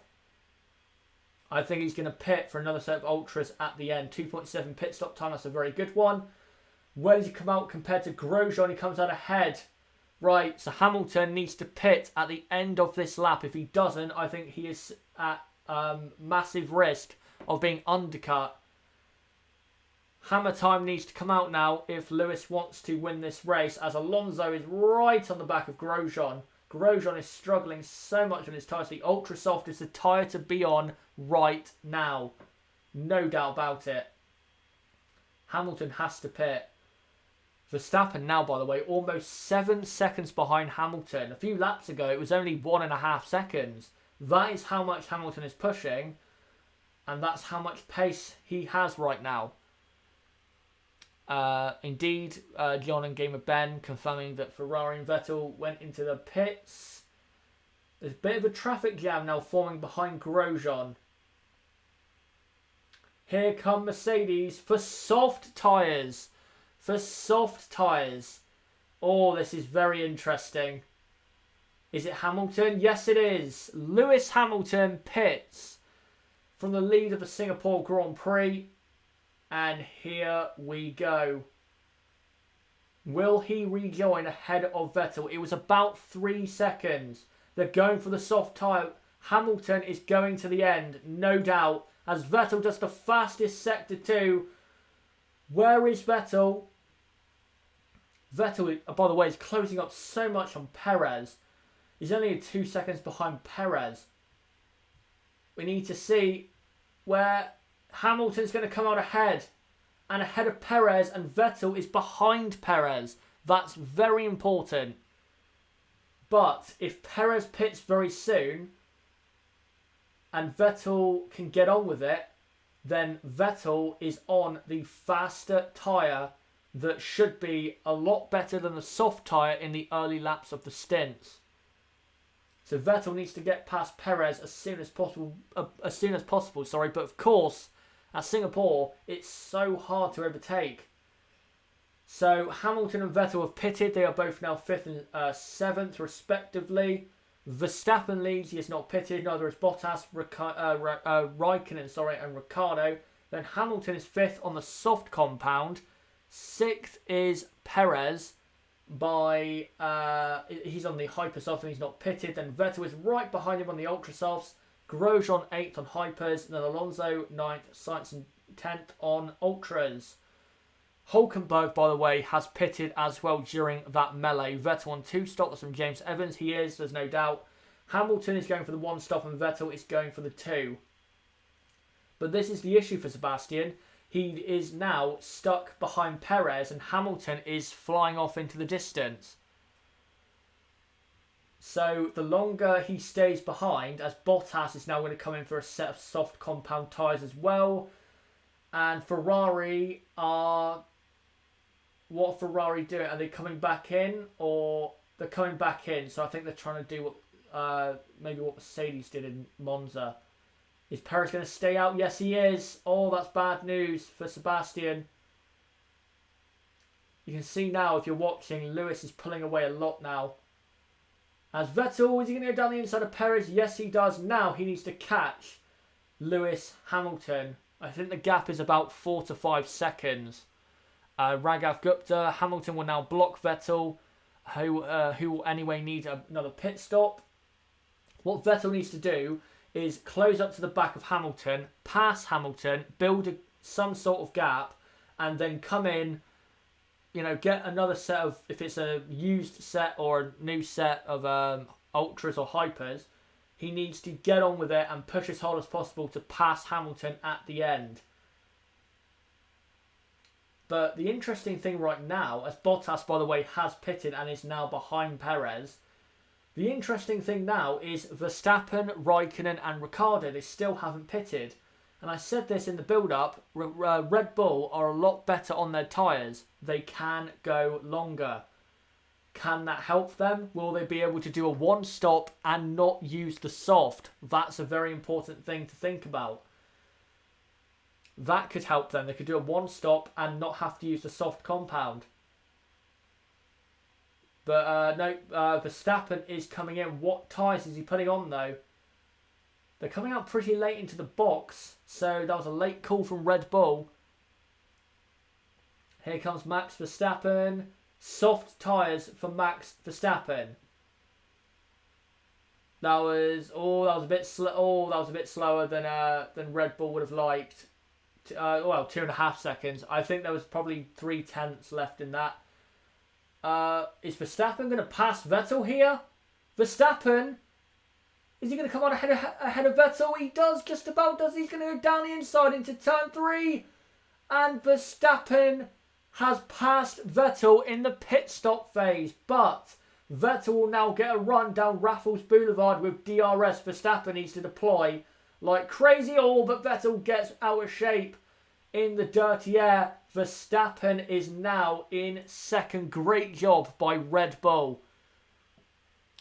Raghav Gupta, Vettel has lost now. Yep, I think if Lewis Hamilton does not have any issues with his tyres or any reliability issues, I think Lewis Hamilton is going to win this, because Vettel now has to get past Verstappen. He should do in terms of the straight line speed of the Ferrari compared to the Renault-powered Red Bull, but it's so hard to pass at Singapore.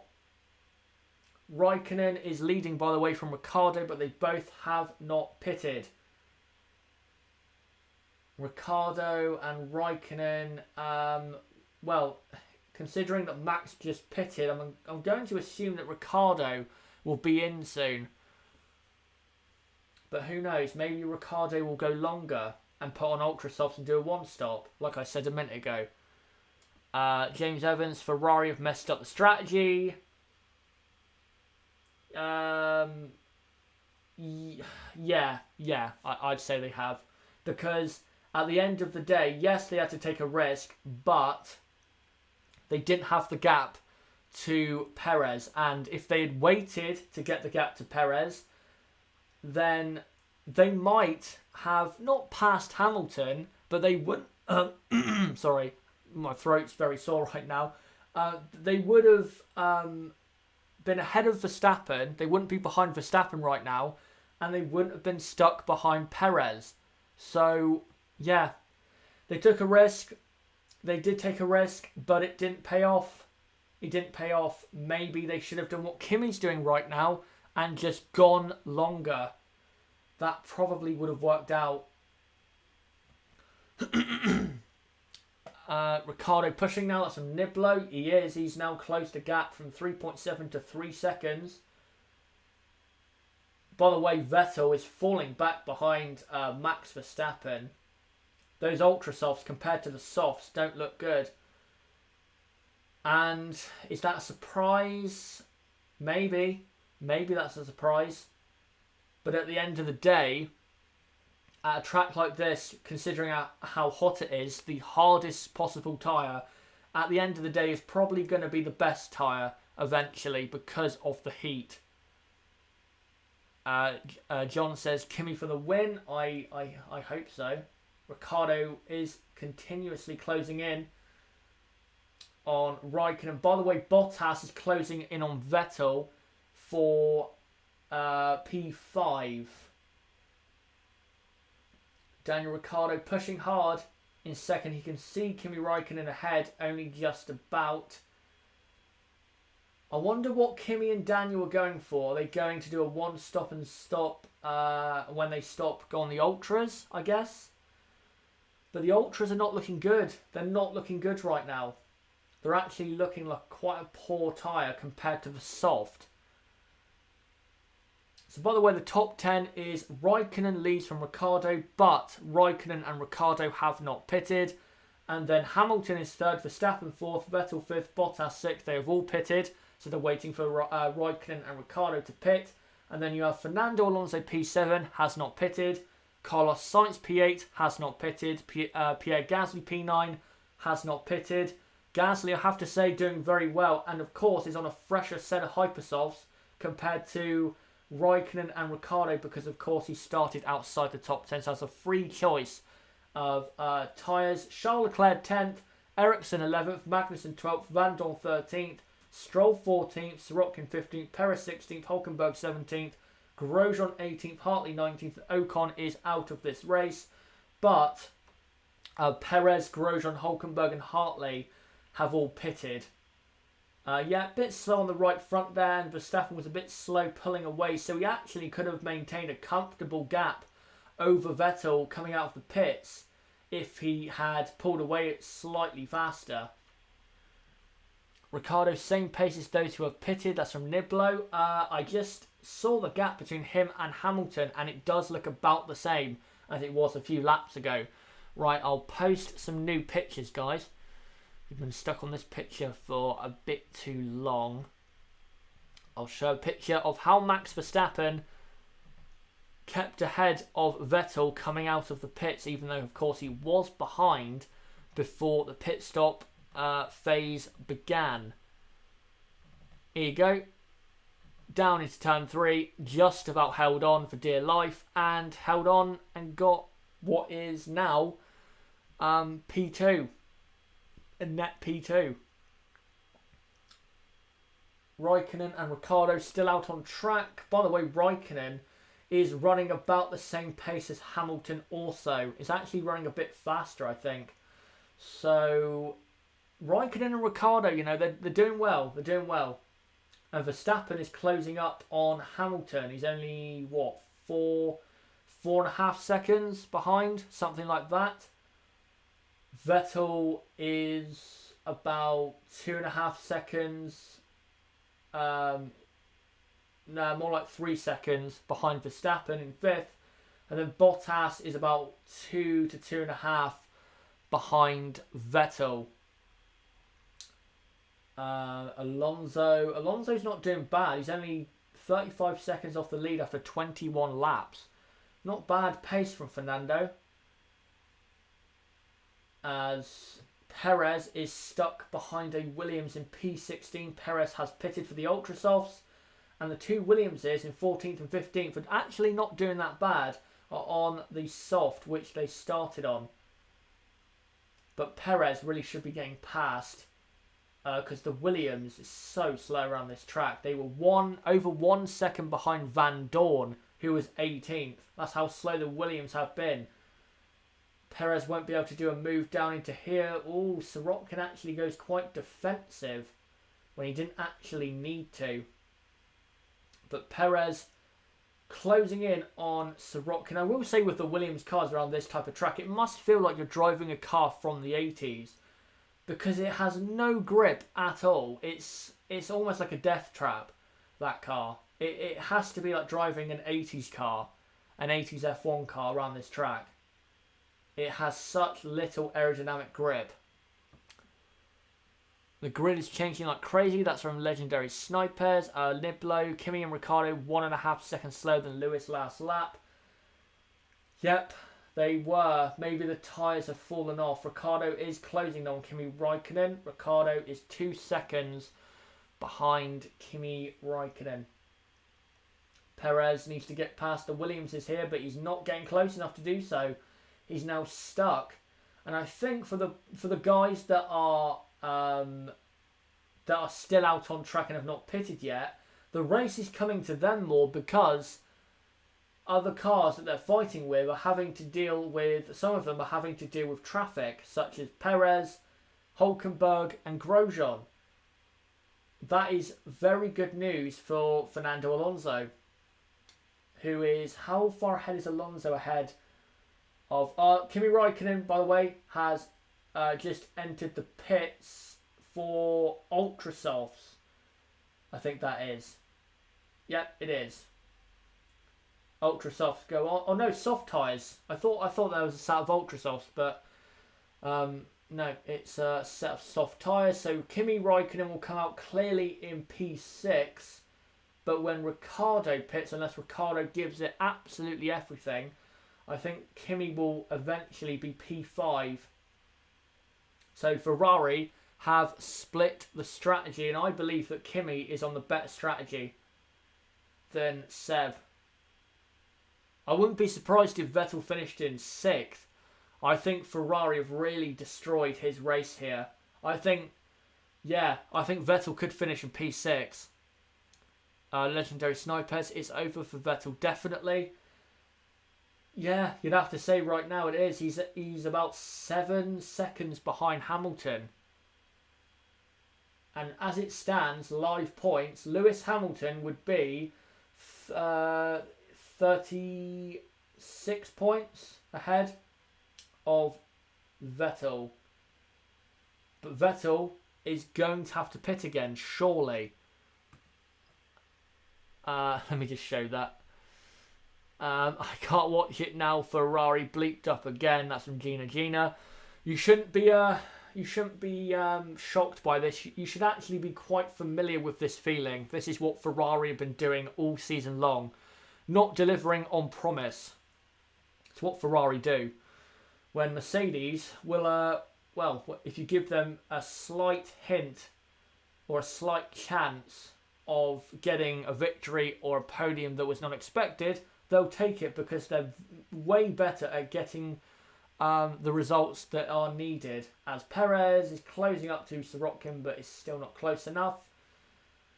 2 Williamses are going along quite well. Perez though needs to get past. His race is being destroyed. Hamilton and Ricciardo, same pace last lap. Good pace by Ricciardo. That's from Niblo. Of course, Niblo being Australian is going to be watching out for Ricciardo. And his pace, is looking good. Hopefully he can do something with it in the last 15 to 10 laps. If Ricciardo pits, he will come out probably, 3 seconds behind Kimi. Something like that. Mercedes are way better in strategy than Ferrari. That's some legendary snipers. They are. There's no doubt about it. Mercedes are way ahead of Ferrari when it comes to that part of the operation of the team on qualifying and race day. Uncle Dan's tyres are basically white stripe older than a hamburger from 7-Eleven. That's from Mr. Hicks. Oh, that's a great one. Game of Ben. We were all wondering what Ferrari's way to F up one of their drivers' races. Here you go. Is that what he said? Yeah, here you go. Yeah, true. Oh, there is spots of rain there on the lens that I just saw. Ferrari invent new ways of messing up. They just create new problems every time. It's going to get to a point, surely, where you cannot create any more issues, or they'll just keep repeating the same issues. As I'm just looking at the screen, you've got Charles Leclerc quite close to Pierre Gasly. Gasly is still on Hypersofts in P9, Leclerc P10 on Ultras. By the way, Perez is not going to be in P7 anymore. That is going to be Fernando Alonso. Alonso, I think, has the gap to Perez to pit now, and eventually, once it all shakes out, unless Alonso gets stuck in traffic, Fernando should be P7. I don't know what some of the oh, it is raining quite a bit there.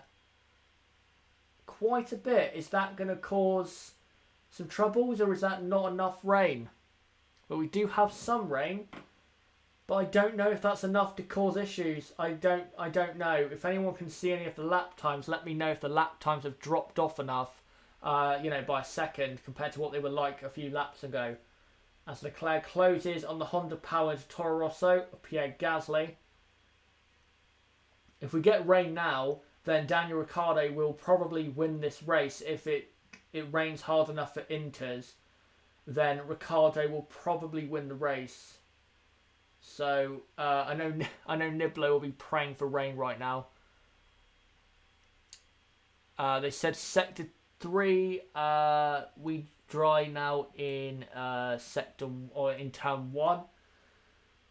Okay, that's good to know. John, the sewage broke. Dennis O'Boyle, F1's lap times were at least a second slower than previous this lap. Okay, so it did have an effect on the lap times, but nowhere near enough to pit. It needs to have like a 4 to 5 second drop off, I would say, to pit for Inters. You can still get by if you lose a second or 2 seconds. You can still get by on dry tyres. You just have to be careful with what you do. But right, I'll post a new picture of what we're actually watching on screen right now, which is Charles Leclerc behind Pierre Gasly. Something that we're probably going to be seeing a lot in 2019. Of course, Leclerc at Ferrari and Gasly at Red Bull. Could be seeing this for a race win, maybe in 2019. There you go. They're in midfield cars today, but next year they're going to be in top cars. Maybe winning races. We'll see. Rain in Singapore is really weird. It can be dry on one side of the street and wet on the other. Yep. It's kind of like Spa, I guess, in terms of it can be quite strange in terms of where the weather picks and chooses, where it rains.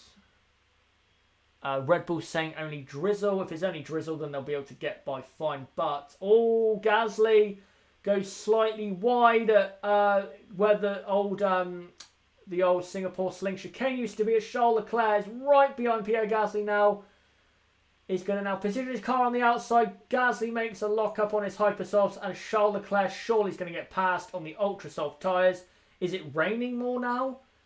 Or it looks as though there's a bit of rain offline. I'm not sure. But Charles Leclerc has passed Pierre Gasly. Now Gasly will fall behind because he had 2 quite big lock-ups there. I wouldn't be surprised if Gasly pitted right now. This is how it happened where the Singapore Sling chicane used to be. He locked his right front, went slightly wide. Thank God he didn't go into the barrier. And then held Leclerc back until the Anderson Bridge. And then on the exit of that, he locked up. Leclerc did the undercut in the corner, or the switchback, and passed him with the superior straight line speed that the Sauber has. So Charles Leclerc up to P9 and is looking very good for points.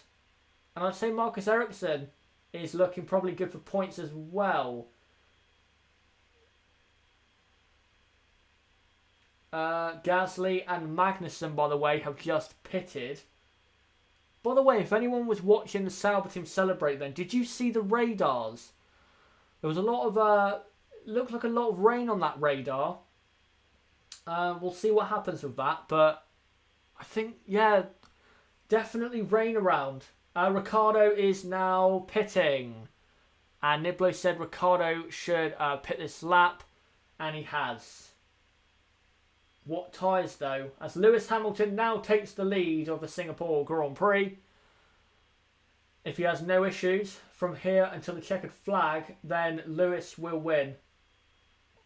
Daniel Ricciardo puts on a set of the Ultra Softs, I believe. Unless I'm incorrect. Yep, it's Ultra Soft tyres. Gap of Hamilton and Vettel and Hamilton from Legendary Snipers. Hamilton leads by 4.8 from Verstappen, and then Vettel is third, and Vettel is just over or about 7 seconds behind Hamilton, but Vettel surely is going to have to pit again. I don't think Ultrasofts will go 45 laps. I don't see it. Hamilton looking very good in the lead of this race as he comes across the Anderson Bridge. Verstappen hasn't really gained on Hamilton in this second and what is their final stint, I guess, of the race. Vettel has closed up slightly to Verstappen, but still not enough. So Vettel, if Vettel stays out to the end of the race, he's going to struggle a lot with Bottas, Raikkonen, and maybe Ricciardo closing in on him. Gamer Ben, do you think Vettel will pit again? I think he will. I don't think Ultrasoft, can go 45 laps with the way Vettel is having to push to try and close down Max Verstappen. Ham gap to Vettel is over. That's from John. I don't see how Vettel gets ahead of Hamilton unless we get a safety car. Then maybe Vettel can find a way that way, but I don't see how Vettel gets past. As it stands, Hamilton will extend his championship lead to... Oh, Perez goes almost down the inside of Sergei Sorokin there. He's getting frustrated. Hamilton right now will extend his championship lead to 40 points. 40 points. That is probably, I'd say, 80% championship over. As Perez is trying everything he can to get past Sorokin. Perez stuck down in 14th behind Sorokin. And now has the Renault of Hulkenberg closing up to the back of him. By the way, Grosjean's pace was so poor in the opening stint that Hulkenberg managed to jump him. Hulkenberg in the first stint was in P10, I think, or P11. Grosjean was P8. But Grosjean's pace was so poor that right now, if you're a Haas fan, and I know a couple, it's not looking good for Haas. It looks as though to me that Renault are going to score at least 2 points. Perez about half a second behind Sorokin. Gets the DRS open. Can he get past going down to Raffles Boulevard? I don't think he can. No, he can't. Right, I'll try and post a new picture for you guys. As well as the Singapore Grand Prix, we're about halfway in, lap 29 out of 61, or now lap 30 out of 61. Don't forget to subscribe, guys, either on the bottom right of the screen or click on my channel name or link in the description that goes to my channel page where it says don't forget to subscribe here. As well, like this video, comment down below what you thought of the Singapore Grand Prix, and don't forget to join our Discord server, link below in the description. Great community over there, the Chazza HD F1 community, and follow me on Twitter to keep up to date with my channel, and check out my website again to keep up to date with me and what I'm doing on YouTube. Right, hold on. Just trying to show you how Leclerc got past Gasly. It's not an actual picture of Leclerc going past, but it's basically the reason that Leclerc got past. This is what this picture will show. So here you go. You can see on the left, Gasly locking up his right front. That gave Leclerc the perfect opportunity to pass Pierre Gasly going down into the next corner. Prussia, Hamilton, basically 2018 world champion. I've said since the start of this season, I thought Hamilton was going to win the title because I don't trust Vettel and Ferrari as a partnership to get the job done, and I think they'll bottle it, and it's played out exactly how I thought it would so far. So, yeah, I agree. 1.5 seconds off Kimi last lap. We can't see the graphic with all the timings for all the cars at the moment, but I'll take a look at that once we get that back. Perez still stuck behind Sirotkin. Game of Ben, will Vettel pit again? Yeah, he will. I'm sure he will. The Ultra Soft looks awful. That's from Niblo. It doesn't look good. It doesn't look good. I think Ricciardo is doing well on it at the moment, but I don't think the Ultra Soft is, again, the greatest tyres. Perez locks up a bit on his Ultra Softs. Basically, the Force India is so much better under braking than the Williams. He actually has to make sure he doesn't hit the back of the Williams.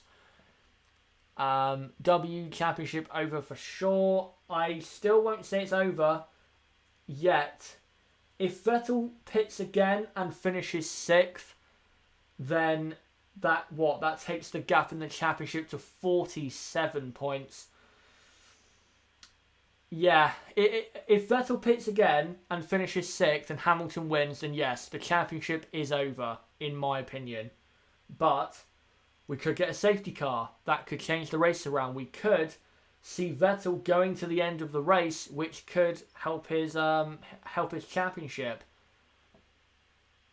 John Leclerc, Ferrari champion before Vettel. Interesting. Of course, Leclerc at Ferrari next year. I think Vettel is going to need to perform a lot better next year if he's going to win the title, because his teammate will be going for the title as well, and I think we'll actually be able to next year as well.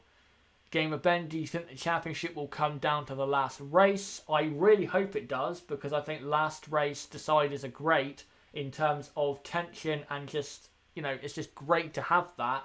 But I don't think it will. I think by the US and Mexican Grand Prix, if it remains the way it is in this race, I think Hamilton will win it either at the US or Mexican race. I think Vettel will win races going forward in the last 6 races after this. Russia, I think Ferrari should dominate that race. Suzuka, that's probably going to be at least level, maybe slightly in Hamilton's favour, because Mercedes were very quick at Suzuka last year. US should be close. Mexico, Vettel and Ferrari should be quick there. Brazil, I think Ferrari should have the pace there. And Abu Dhabi probably will be more Mercedes, I think. So, going forward, I think it's looking good for Mercedes and Lewis Hamilton. Fish Lips Ultras not much faster as the softs. They're not. I wouldn't even say they're necessarily faster than the soft tyres. The soft tyres look very good. And the reason being is because obviously 1, they're more durable, but 2, you're able to push harder on soft tyres than ultras. You still have to look after those ultra soft tyres, especially when we still have, guys, 29 laps left in this Grand Prix. 29 hard, grueling laps left.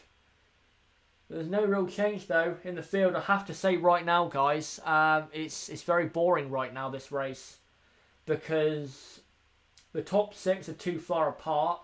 Ricciardo's trying his best to catch Kimi, but is too far behind.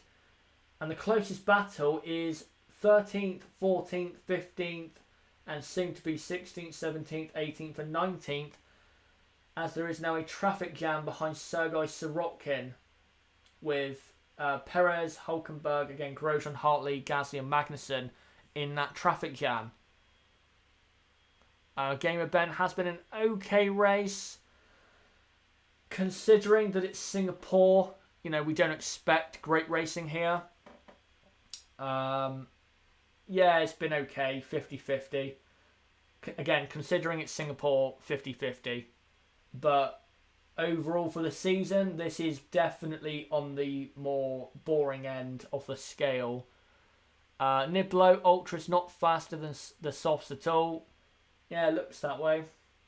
I mean, Sergei Sirotkin, he's holding up Perez here, but Perez isn't exactly all over the back of Sirotkin. Sirotkin is still able to stay on the racing line. It's not like he has to defend all over the track to keep his position. Legendary Snipers. This proves why Mercedes are better than Ferrari at winning titles. Hashtag Mercedes 2018 title. Yeah, that's absolutely right. By the way, Lewis Hamilton is going to come up and lap that whole gaggle of cars. So that's going to be interesting to see if Hamilton has any trouble lapping those cars. But yeah, the reason Mercedes are better than that, are better than Ferrari at winning titles, is because one, of course, they have more recent experience of doing so. But I think as a team, they have more character than Ferrari. Ferrari, I think, are very... I don't think they have the character that is needed to win a title as a team. I just don't think they do. I think Mercedes do. I think Red Bull do. They just need a car that's good enough to do so.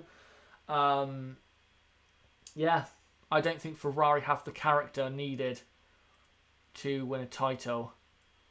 Prussia, maybe Vettel is trying to save tyres. If he wants to go to the end, then yeah, maybe. But I still don't see him going to the end. Oh, Perez now going to go for the move on Sergei Sirotkin. Very close here. And Perez. Oh, does he go? Sirotkin's fighting back. This is great. But oh, that's big contact. Perez and Sirotkin. And oh, what was going on there with Perez?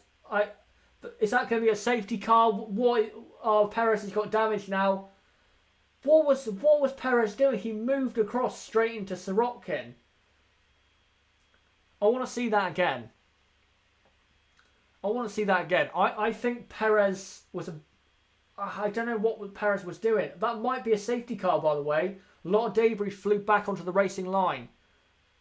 That was at the underground part of the track. That was at turn 18. In between 17 and 18, that was. As now Hulkenberg is on the outside of Sirotkin. And Hulkenberg just goes around the outside as we head down to turn 7, but now Sirotkin's going to get the slipstream. Obviously, Mercedes power unit. Sirotkin. No, he's not going to get past the Renault. Much better under brakes. So, well, what happened then? Now Sirotkin holding up Grosjean, Gasly, Hartley, Magnussen. Gasly's past Hartley somewhere in there. Because he was, Gasly, behind. So, okay, that's probably team orders. Sirotkin. Oh, big lock-up from Sergei Sirotkin. He has no colour left on his right front tyre. So, I think that's a bit of damage somewhere. As Grosjean closes up. And is he going to go around the outside? No, he's not. This is a great battle. They're battling so hard for 14th. A pointless position at the end of the day. Is there debris still at this part of the track? Let's see the replay. Sirotkin fights back on the inside. Very nice racing. I want to see another replay. Oh, Perez has to get a penalty for that. What is he doing? Sirotkin does not move his wheel once, and Perez just moves across. What is Perez doing? Perez deserved everything he got then. What? Come on, you're so much better than that. Why are you doing that? Sirotkin is like side by side. Sirotkin's not trying to move across and, hit Perez. But then Perez just moves across and pushes Sirotkin almost into the wall. What is Perez doing? Perez deserves a penalty for that. I don't care. He deserves a penalty. Magnussen, by the way, closing up very quickly to back of Brendan Hartley down the inside into turn 7. Hartley's going to fight it though. On Hartley has to go off the track. And Hartley keeps his position. Will he be allowed to keep that? By the way, Daniel Ricciardo, new lap record, 143.8. Just as I said, the race is boring. It's now starting to get good. Arvid, 10th place grid penalty for next race, in my opinion. If he doesn't get a penalty in this race, he should get a grid penalty for sure. That was such poor driving. I don't even know what went through his mind.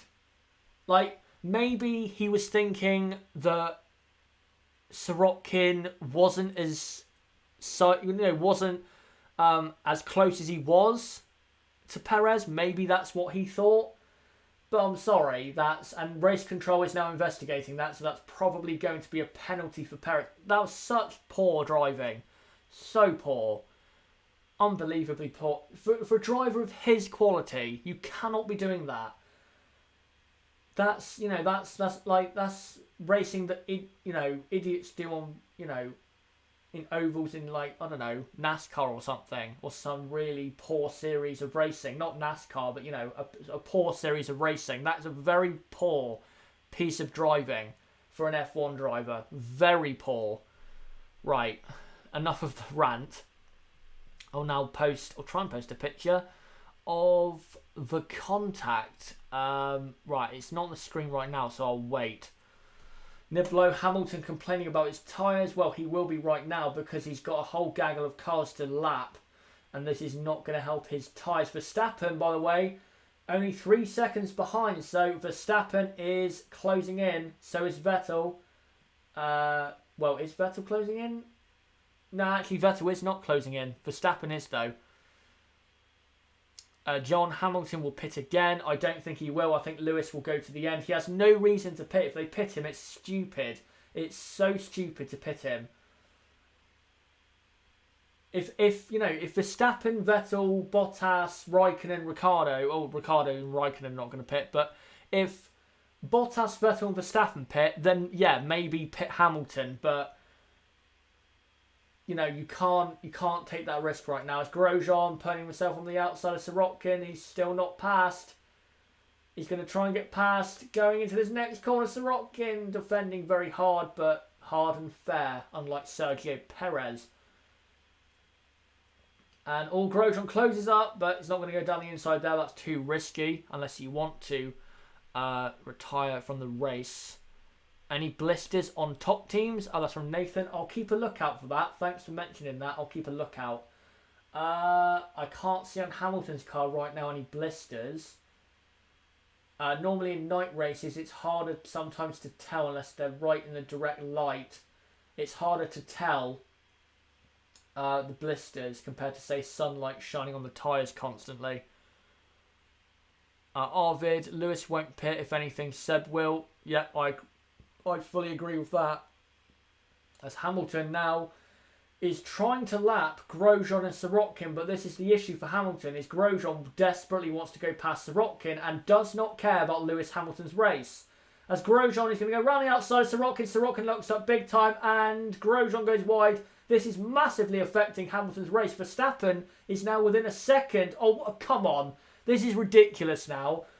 Grosjean and Sirotkin are just racing each other, wheel banging, and now Hamilton is like 0.2 of a second ahead of Verstappen. What is going on here? As Verstappen, is he going to go down the inside? No, he's not. This is ridiculous, I have to say. When you get blue flags, you have to move out the way. Yes, I don't like blue flags, but those are the rules. Like them or not, those are the rules. And now Verstappen has closed the gap from 5 seconds to half a second in like 3 laps. What is going on? As Hamilton has lapped Grosjean, now Verstappen has.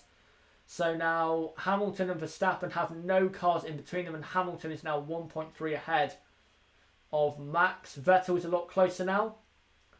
I guess in a way it's bringing the field closer, but come on, it was ridiculous. Grosjean and Sirotkin were forcing each other off the track, and Hamilton was having to literally stop his car on the braking points to wait for these guys to either have their accident or let him through. Ridiculous. They have to get a penalty, surely. Sorokin, he locks up. Grosjean, for some reason, thinks he can go round the outside at that corner. Don't get why he thought that. I'm sure Lewis Hamilton's complaining right now on team radio, like, what the hell are these guys doing? Grosjean, yeah, he goes to the outside. Sorokin locks up a bit. And then Grosjean decides to just go off the track and go up the inside, which is pretty illegal. So this is the thing with Grosjean, is I'd say with Grosjean, he's under investigation really for two things for me. Because, by the way, Kimi Räikkönen very close to Bottas, only half a second, didn't notice that. Grosjean passed Sorokin off the track and he didn't let Lewis Hamilton through. And yet, Grosjean and Sorokin are under investigation for ignoring blue flags. They're going to get a penalty, no doubt. They deserve penalties. That's ridiculous. You can race like you are, and I agree. I don't agree with blue flags. I think it should be like it was back in the 80s, where you just have to negotiate your way through the traffic without blue flags. But the rules are the rules. You have to let the cars through within, I think it's 3 marshalling posts.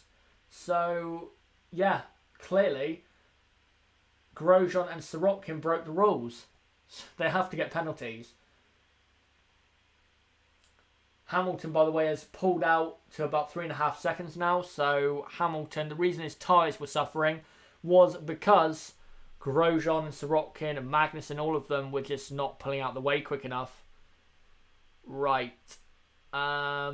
I'll show you now a picture of the Perez and Sorokin contact. I've finally found it on Twitter. The closest battle right now in the top... hold on. In the top 6 is Bottas and Raikkonen. I've just seen Ericsson is past Carlos Sainz. Drive-through penalty, by the way, for Sergio Perez. Absolutely deserved. Poor driving. I'm going to show it on the screen for you guys now. Yeah, Ericsson's passed Sainz. So Ericsson has passed Sainz for position, I guess, unless Sainz is pitted, but I don't think he has. I don't really know what's going on right now, guys. There's so much going on right now. As soon as I said, oh, this race is boring, it livens up and now becomes quite a hectic Grand Prix. This is what can happen sometimes at Singapore. Of course, it's almost like an endurance race, so you have to wait quite a while sometimes for it to get going. Here you go. Perez pushing Sorokin out. Poor driving. That's one of the poorest pieces of driving that Perez has done in his career. That was so poor. So poor. I'd expect that of Maldonado, not Sergio Perez. Ericsson hasn't pitted. That's from Niblo. Oh, and what's this? That's Perez passing Sorokin. This time, getting it done. Niblo says, "Oh no, he was complaining before he caught them." Okay, I thought he was complaining because he was now in the traffic. But okay, that's interesting to hear. But then again, look at the gap now. It's 3.5 seconds. So he's not struggling that much. So the top, here comes Perez for his drive-through penalty. So that pass off Sorokin means nothing. So Hamilton leads. Verstappen is second. Vettel third. Bottas fourth. Fifth is Raikkonen. Sixth, Ricciardo. Seventh is Fernando Alonso. Hasn't pitted. Ericsson is eighth, but only 4 tenths ahead of Carlos Sainz, who's ninth. We need to watch that battle. We are actually. Ericsson and Sainz looking very close. Van Dorn is 10th. Leclerc 11th. So Alonso, Ericsson, Sainz, Van Dorn, Leclerc have not pitted. Hulkenberg is 12th, has pitted. Stroll is 13th, has not pitted. Grosjean 14th, has pitted. Gasly 15th, has pitted. Sorokin 16th, has pitted. Hartley 17th, Magnussen 18th, Perez 19th. They've all pitted. Perez last with a drive-through penalty. And Ocon is out of the race. 20 laps left of the Singapore Grand Prix. And, well, Vettel might be able to go to the end, you know.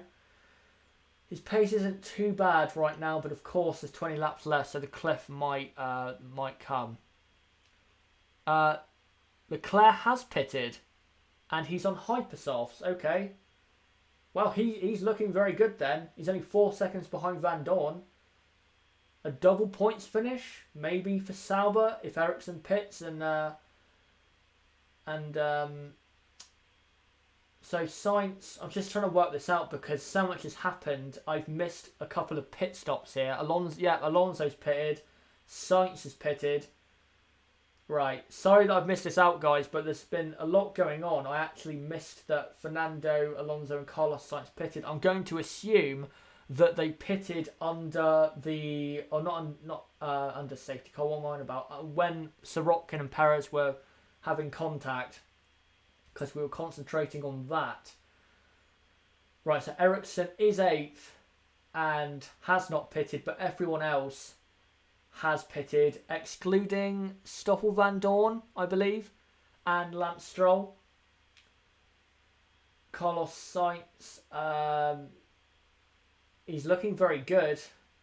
Ericsson has to pit eventually, so Sainz will be on for 4 points, meaning that I would say, well, Renault are going to score 4 points and Haas aren't going to score any because Grosjean is 13th and will probably get a penalty for ignoring blue flags, and then Magnussen is at the back. So I think Renault will end up scoring 4 points, extending their gap in 4th in the Constructors to 14 points as it stands, I think, right now.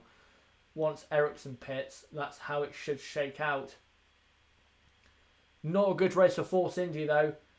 Ocon out and Perez last of all. Hartley is currently passing Sirotkin, is he? No. Just looking at the timing screen there. Hartley is about...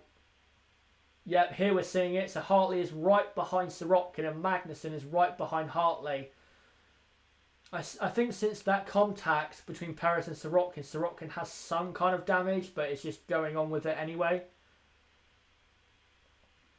Sirotkin on the softs and Magnussen on hypers, I think that is, as Magnussen closing on Hartley, going down to turn 1. And does he go round the outside? Yes, he does. What a move by Magnussen, round the outside, only for 17th, but what a move. That's one of the best moves I've seen at Singapore. What a move that was, round the outside. How about that? And now Magnussen will close to the back of Sirotkin. This is one of the worst races by Perez. That's in Prussia. It is. What a poor race, I'd say, for Perez. He was doing well in the opening laps, but that incident and how he dealt with Sergei Sirotkin just wasn't good enough. Oh, okay. We didn't see that angle. So Magnussen passed him off the track. Magnussen needs to give that position back. Magnussen went off the track. He definitely went off the track. If I was Toro Rosso, I would be trying to get K-Mag to let Brendan Hartley back through. Someone just asked, Nathan, any chance of K-Mag for a point? No chance. He's too far behind. He's almost 45 seconds behind points, behind a points finish. So no, it's not going to happen. As Carlos Sainz now trying to go round the outside of Marcus Ericsson. Not going to work there though. At turn number 9. New lap record. Daniel Ricciardo 1:43.6 as Carlos Sainz tries to go around the outside into the old, where the Singapore Sling chicane used to be. And now they come up to Anderson Bridge. And Sainz. Oh, Ericsson locks up a bit. That's going to give Carlos Sainz a chance going down onto this straight. By the way, Charles Leclerc, yet Grosjean has a penalty for ignoring blue flags. Sainz cuts back and does get past, does he? Yes, he does. So Carlos Sainz up to P8. The race has really started to get going now. I think because there are different strategies playing out and people are on different kind of tyres. We're getting some different things happening. Magnussen has just passed Sergei Sorokin. Charles Leclerc is now right on the back of Stoffel Van Dorn. He's about half a second behind. Leclerc is on. So this is from Hamilton's this is from Hamilton's viewpoint. So Grosjean goes down the inside at turn 8. Hamilton's basically having to slow down like it's the end of the race. And there's so much dirty air, of course, with so many cars so close to each other, that's going to happen. That's ridiculous. I think Sorokin should also get a penalty because... Actually, no, I don't think Sorokin should because Sorokin was ahead of Grosjean, so Grosjean should have moved out of the way first. So Sorokin, I'd say, is just about okay. But I will say as well, I think Grosjean should get a further time penalty for overtaking Sorokin off the track because he did. That's the reason he got past Sorokin eventually, was going down the inside at turn 8 after going off the track at turn 7. Yep, Ricciardo now 2.1 off Kimi Raikkonen. 15 laps to go. Are we going to get some kind of dive-bombing show from Daniel Ricciardo? Hartley around. Oh my god, that is ridiculous. That is ridiculous defending by Sorokin. He almost pushed Hartley into the barriers. Hartley was adamant that he was going to go around the outside, but Sorokin basically just stopped his car on the outside of the corner. We have 16 laps left. And in terms of race time, because normally the Singapore Grand Prix will end before, as Fernando Alonso, new fastest lap, a 1:43.5. Where's that come from? Wow, that's a great lap. Normally the races are 2-hour timed races, and normally Singapore, it'll end once the timer ends, not as the laps, get to 61. We are currently about 35 minutes away from the 2-hour limit, and I think we'll just about make it to the end without having to end before the 61 laps. But yes, Fernando Alonso, by the way, on soft tyres as well. He's on soft tyres and he's going that fast. That's amazing, that is. Because Ricciardo, he's set the fastest lap a couple of times. And he's on ultra softs, which are about a second a lap faster than the soft tyres. Saying quali trim. Right, I'll post a picture now of the ridiculous situation where Grosjean and Sorokin were battling. And Hamilton almost lost the lead of the race to Verstappen. Here you go. This is into turn 8. Grosjean illegally passing Sorokin, in my opinion. And then Hamilton and Verstappen, look how close they were to each other. Max had a chance. Max did have a chance of getting the pass done, but yeah. That's just the way it is sometimes.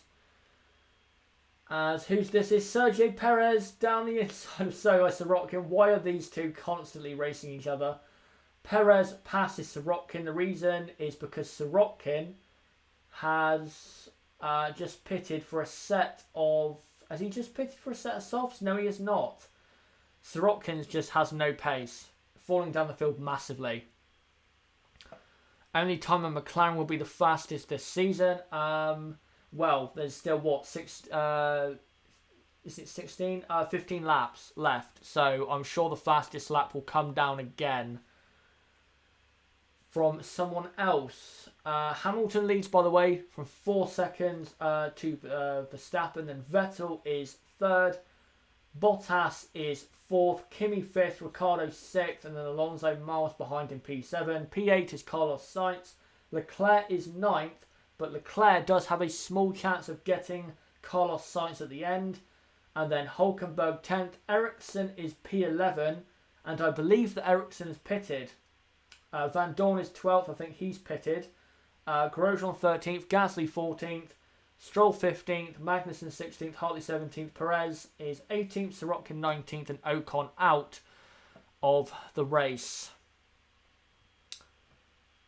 Stroll, and it was actually Sirotkin. It wasn't Stroll, it was Sirotkin. Sirotkin and Grosjean. He's bit legendary snipers in the chat saying that Sirotkin and Grosjean should be black flagged. It wasn't Stroll, it was Sirotkin. As Sergei's pitting, he has a 5-second time penalty. Sirotkin, he was literally just given it, so that's why he had to delay his pit stop by 5 seconds. So Sirotkin given a penalty for forcing Hartley off the track. Here's a replay of it. Goes around the outside. And yeah, that's a penalty. Hartley had nowhere to go. Hartley almost stalled the car. That's how far wide Brendan had to go. Yeah, that's ridiculous defending from Sirotkin. And Hartley brushed the wall as well. Hamilton still leading by from Max Verstappen. Verstappen, though, has took half a second out of Hamilton somewhere. Ricciardo he's actually fallen back from Kimi. I don't really know where the battles are now in the field. Grosjean and Gasly are quite close. I think Grosjean and Gasly is probably the closest. Yeah, it is. Grosjean and Gasly for P13 is the closest battle. Yeah, Bottas and Raikkonen, though, for P4, only 1.2 separating those two. But Kimi is not really that great at overtaking, so he's probably not going to pass. As Hamilton is now coming up to lap Marcus Ericsson, I believe, in P11. So Hamilton will lap people in the points. Hello to Michael. Mark, sorry. He says, I'm new in the chat. Welcome to the chat. Welcome to the live stream. Hopefully you will enjoy the rest of this live stream. By the way, guys, just to remind you, about 5 minutes after the race finishes, I will end this live stream, but then go live again at 4 PM UK time for the race reaction for the 2018 Singapore Grand Prix. So make sure you all subscribe, hit the notifications bell for that live stream at 4 PM. I'll be live for about an hour's time. Not an hour's time, I'll be live for about an hour. Hello to Lucas, who's just joined the chat. Ricardo's tyres are dead. Yep, it looks as though it is. And, well, the race is over, really. There's no real racing going on. Leclerc's tyres look dead. He's falling back. Yep, so the next 12 laps, there's nothing's going to happen. So if anyone wants to entertain me and give me a good question in the chat, then go ahead and do so. Because nothing is happening. The gaps between everyone is too big. The closest is, well, Bottas and Raikkonen are separated by a second, but they're not gonna. I don't think Kimi is gonna pass Bottas. And Gasly's 1.3 behind Grosjean, but I don't think Gasly will pass Grosjean. Game of Ben. I'm sorry, but I probably won't be there for the race reaction live stream. No problem. Hopefully you will tune in, though, for the race review and post-race review Q&A on Monday. Gina, you can't blame Vettel this time. He was actually good today. So sad. I wouldn't say good, but definitely not bad. You can't say he was bad today. I wouldn't say you could criticise him in any way, but I wouldn't say he's been good. I think he's done the best he could do with what he has been given, but I wouldn't say a good job or a good race from Vettel. It's just been a 50-50 kind of race from him. I think it's clear to see as well that if Sebastian had got pole position and had not bottled it in qualifying, then he could have won this race. And I know Hamilton is leading by 4.5 seconds and is about 11 seconds ahead of Vettel. But if Vettel got into the lead of this race by starting on pole, Vettel could have won. Vettel could have won. So qualifying cost Vettel, and well, that's him and Ferrari's fault as far as I'm concerned.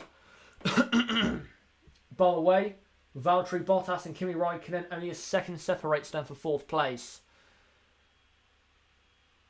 Ronan Brady, 1 stop as always. Yep, it looks as though it's going to be a 1 stop for everyone.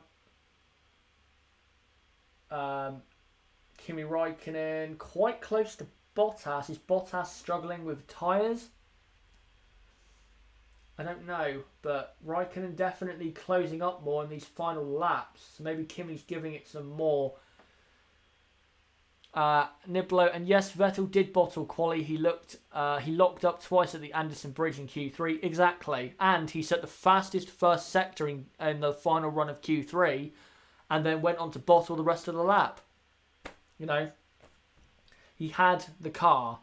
There's no doubt he had the car to do what was needed to be done, but he didn't do it because, like many times this season, and like Ferrari have done, he bottled it. But I'll find a new picture for you guys. Actually, no, don't have a picture at the moment. Can't find a good one at the moment. Mr. Hicks, what did Kimi say on radio? I don't have my TV turned up, so I won't be able to hear that, obviously, because I'm on this live stream. I don't want my TV making any noise, so hopefully someone else who's listening to the team radio can tell me. But Kimi closing on Bottas. 10 laps to go, by the way. Lap 51 out of 61. Mercedes have more better aerodynamics in the turns than Ferrari. That's according to legendary snipers. I think it's very close aerodynamically between Mercedes and Ferrari. I think Ferrari have better aero in the slow corners, and I think Mercedes have better aero in the fast corners. That's why Mercedes was so fast, for example, in Austria, Australia, Spain. That's why they got pole at Silverstone.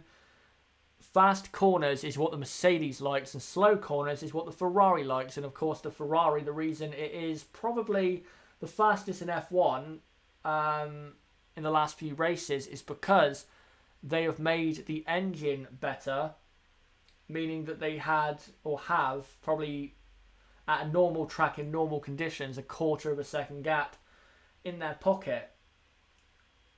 The aero though between the two teams is very close. When it comes to the aero, it's basically track dependent. It's not clear who is better when it comes to the aero. It's based on each circuit. Prussia says Verstappen going for it. He's 3 seconds behind Hamilton, so yeah, he's trying to give it some. Ricciardo's trying to close up to the back of Raikkonen, but he can't do anything about Kimi Raikkonen right now, but does have DRS. Kimi Raikkonen does not have DRS on Bottas, so that will help Ricciardo.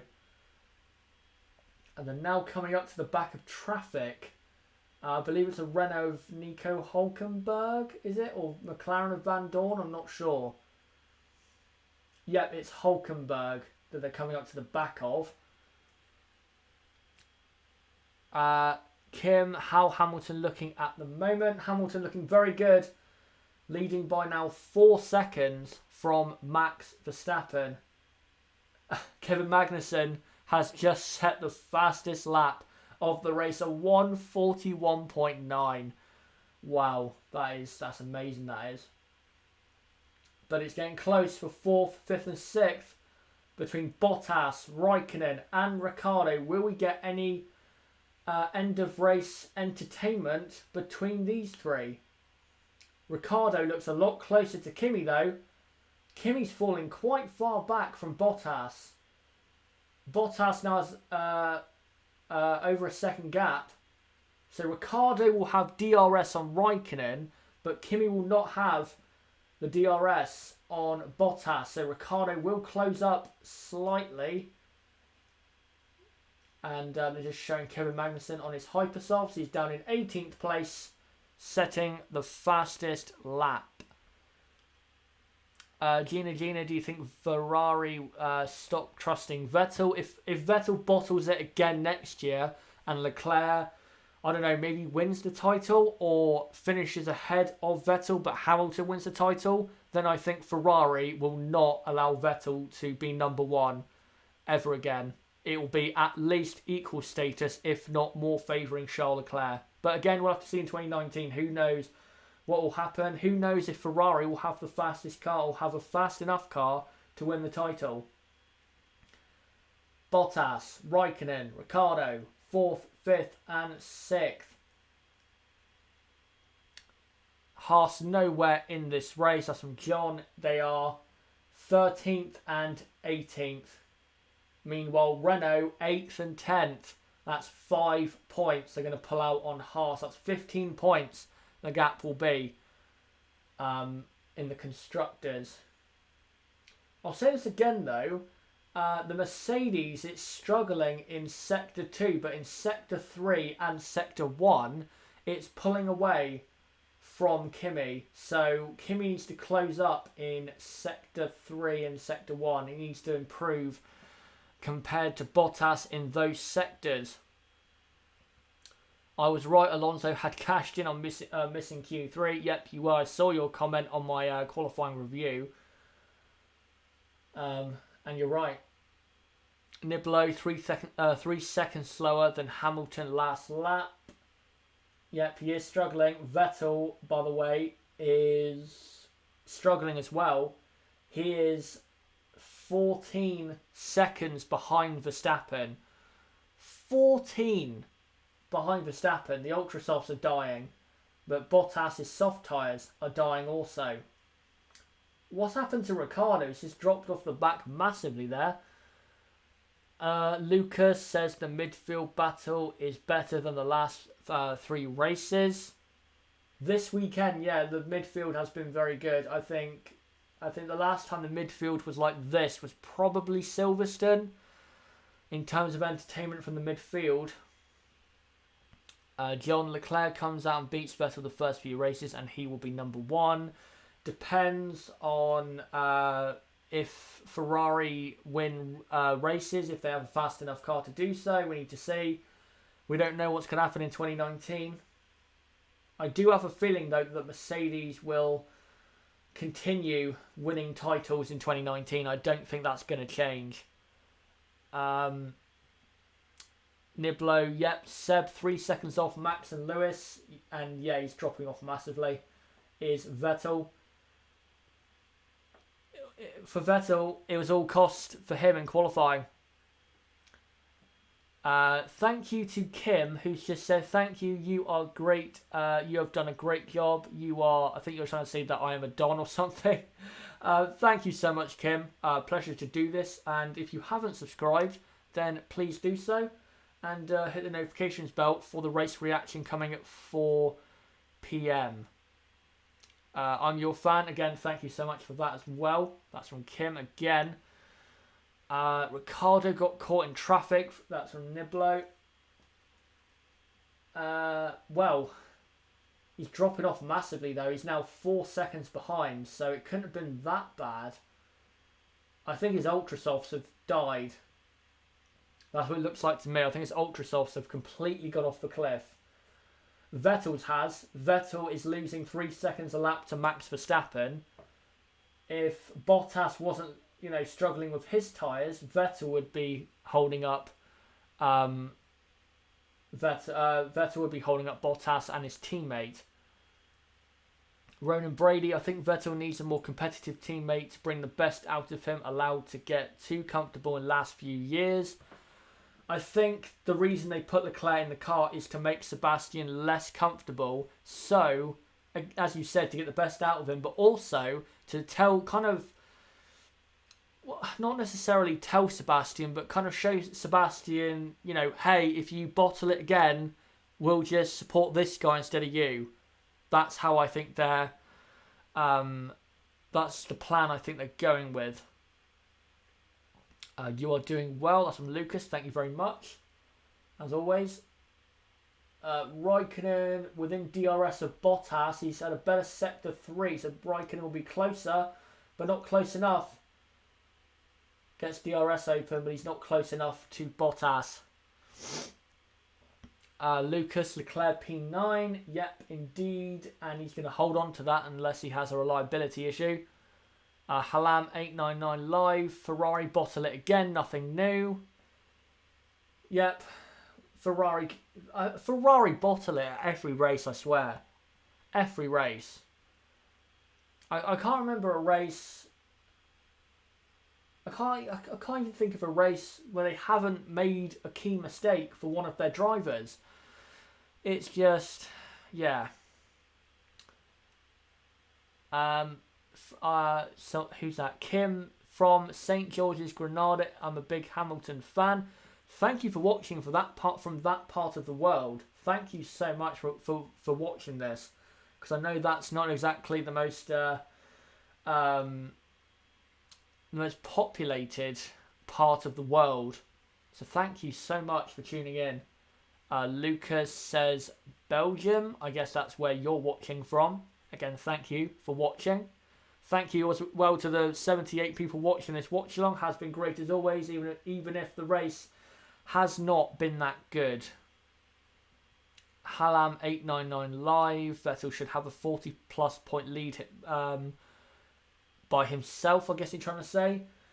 If he didn't make a single mistake and Ferrari didn't make a single mistake in this season, then yeah, probably, but mistakes are going to happen.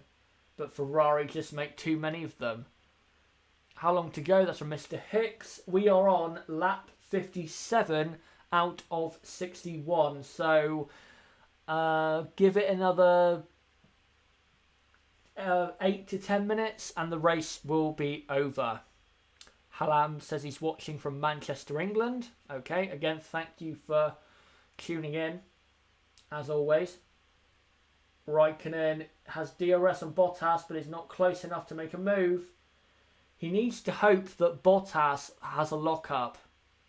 If he has a lock-up, then Kimi has a chance, but Bottas looks like he's got it under control. Vettel, by the way, is dropping off so far compared to Verstappen. Is now almost a pit stop behind. Lucas says he's watching from Stuttgart, Germany. Okay. And Ricardo held up again. I think Ricardo's Ultra Softs have fell off the cliff a bit. I think that's also a factor as to why he is falling back a bit. But Raikkonen within a second of Bottas, but he's not going to get the move done. There is another battle that I've just noticed though. Stoffel Van Dorn has closed right up to the back of Marcus Ericsson for P11 and is only 9/10 of a second behind.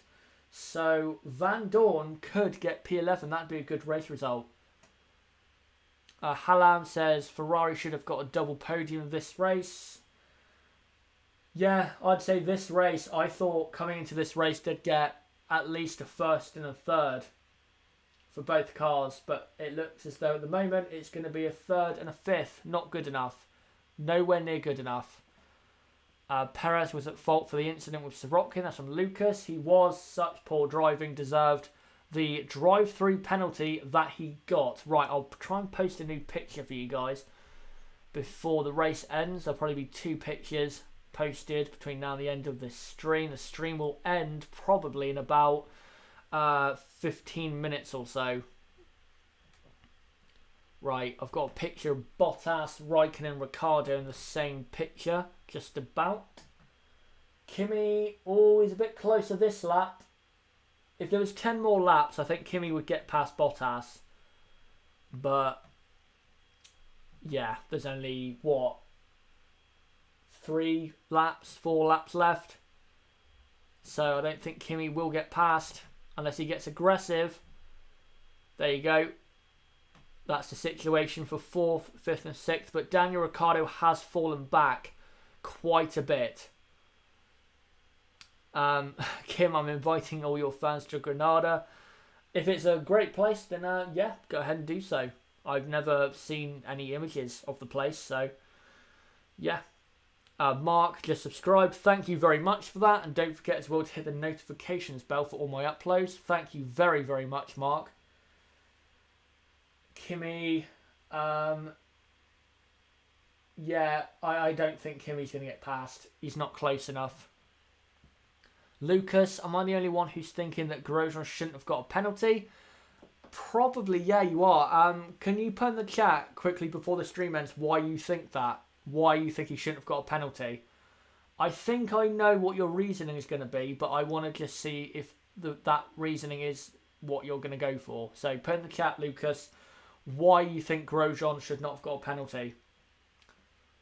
Hallam, for once, McLaren wasn't bad. No, they've had a good race. P7 and maybe P11 with Van Dorn. Yeah, good race. Niblo's getting very frustrated because of traffic. Fishlets, Kimi wants to be the fastest Finn. Yep, he does, but he's not close enough to do that.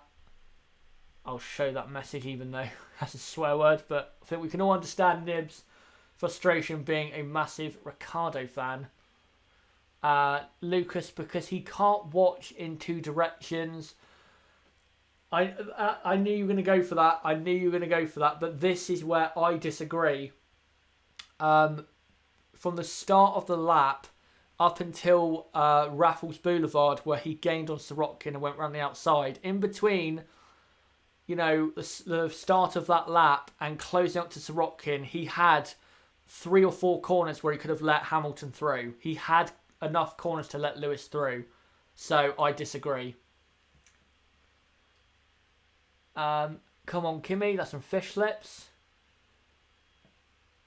Daniel Ricciardo's closing back up to Kimi as... What's this? This is Perez in the back. For some reason, we've cut to Perez and Hartley battling for 16th. Perez, oh, I thought he was going to go down the inside there of Hartley. By the way, I think the Hypersoft for Hartley has gone off the cliff. It's the best place in the world, ask Hamilton. That's from Kim. Oh, Perez getting close to Hartley. By the way, Ricciardo has closed to 1.2 behind Raikkonen. Ricciardo's giving it all for the last lap. We're about to start the final lap very soon. Hamilton, by the way, leads by 7.7 over Max Verstappen. Vettel, 27 behind Verstappen. Vettel, over half a minute behind Hamilton. The strategy has not worked for who am I talking about? For Sebastian Vettel. I found it watching good because of the midfield. That's from Lucas. Hallam being a Kimi is like being a Manchester United fan. We are not bad and we're not bad enough not making top 4, but not good enough winning league. I understand what you mean by that. Kimi though has one lap left to do the move. Lewis Hamilton, by the way, has started his final lap in Singapore. Max Verstappen is currently second, Vettel third. Will Kimi get past Bottas on the final lap? I don't think he will, but stranger things have happened in F1. John, as I said, Sauber to score. Yep, they have P9. Well done on that prediction. Lewis Hamilton goes over the Anderson Bridge and is now just one sector away from winning the 2018 Singapore Grand Prix. GG Hamilton, that's from Lucas in the chat. Ricciardo's within DRS of Bottas, Raikkonen and Bottas, I think. But Hamilton coming through, just a few corners left for the World Championship leader. If he wins the championship, this weekend is what won him that championship. Final corner for Lewis Hamilton, and he wins the 2018 Singapore Grand Prix. Another win for Lewis Hamilton. That is his 4th win out of the last 5 races in F1. He is producing when it is mattering. Max Verstappen finishes 2nd. Good race. That's the best he could have done. Hamilton was, quite frankly, I think, unstoppable in today's race. Sebastian Vettel on dead ultra soft tyres is going to finish in P3. He's coming through the final corners now. Probably was saving his engine as well at the end of that race. Here comes Vettel, a disappointing 3rd. He is now 40 points behind Hamilton in the World Championship. It's not championship over, but I'd say 75 to 80% it is championship over, but there's still a small 20% I'd say chance of the championship being alive for Sebastian Vettel. Valtteri Bottas finishes 4th, Kimi Raikkonen 5th, and Daniel Ricciardo in P6, and then Alonso will finish in P7. Sainz is 8th, Leclerc is 9th, Hulkenberg 10th, Ericsson is 11th, Van Dorn is 12th, Grosjean 13th, Gasly 14th. The table has gone away. I think it's Stroll 15th, and then 16th and 17th is Hartley and Perez, I think. And then it's Magnussen and Sorokin. And then your retiree, single retiree, is Esteban Ocon. But Lewis Hamilton wins the 2018 Singapore Grand Prix. Legendary snipers. If it's over 50 points, it's over. If Hamilton wins in Russia and Vettel finishes 3rd or lower, it's over. It is over. But I'd still give Vettel about a 20% chance, because if Hamilton, retires in Russia and Vettel wins, the gap goes down to 15 points and then it's back on. So if it goes over 50 points, it's over. Niblo prediction from Vettel winning the championship now changes to Hamilton. John going by Mercedes as a team and driver. It is over. I think they'll win it. I'm not saying Vettel is going to win the title still, but I think there is still a small glimmer of hope for Seb. Maybe Vettel can still win. If he does, everything has to be right from now on. That's from Prussia. It does. He has to win probably 4 of the final 6 races at least to win the title, and I don't think he can. I think Russia, Mexico, Brazil, he'll probably win those, but the other 3 I don't know. Lucas, if he hadn't bottled it in Germany, he could have led the Drivers' World Championship. If he won that race, then he would be, I'm trying to think, he would be, I think, 8 points behind right now. So he wouldn't be leading, but it would be a lot closer between Hamilton and Vettel would still have a very good chance of winning the title, but right now it looks very small. Go Hamilton, that's from me too on Tube. Does Hamilton win Russia? That's from Game of Ben. Right now, I'd probably say no, because I think the Ferrari car will be better at Russia, but Ferrari bottle it all the time, so knowing Ferrari, Hamilton will win and Bottas will finish in 2nd or something. That's just the way Ferrari and Vettel are. John, will not happen. Vettel is at a loss now. Again, I think Hamilton will win the title. I think there's at least 75% chance of that happening, but it just takes one retirement for Hamilton and a race win in the same race for Vettel for it to close up again. So I'm not going to say it's completely over yet. Ronan Brady, Germany was a key moment. I watched that race in an Italian bar and it wasn't fun to be there, I can imagine. I think, it was the turning point of the season, because up until that moment, Vettel, I thought, was very good. He did make a mistake in Baku in France and in Austrian qualifying, which led to his grid penalty, but he was very, very good up until that moment. And since that race, he hasn't been good. He hasn't been good at all. Goodbye to Lucas. Thank you for tuning in to the race watch along.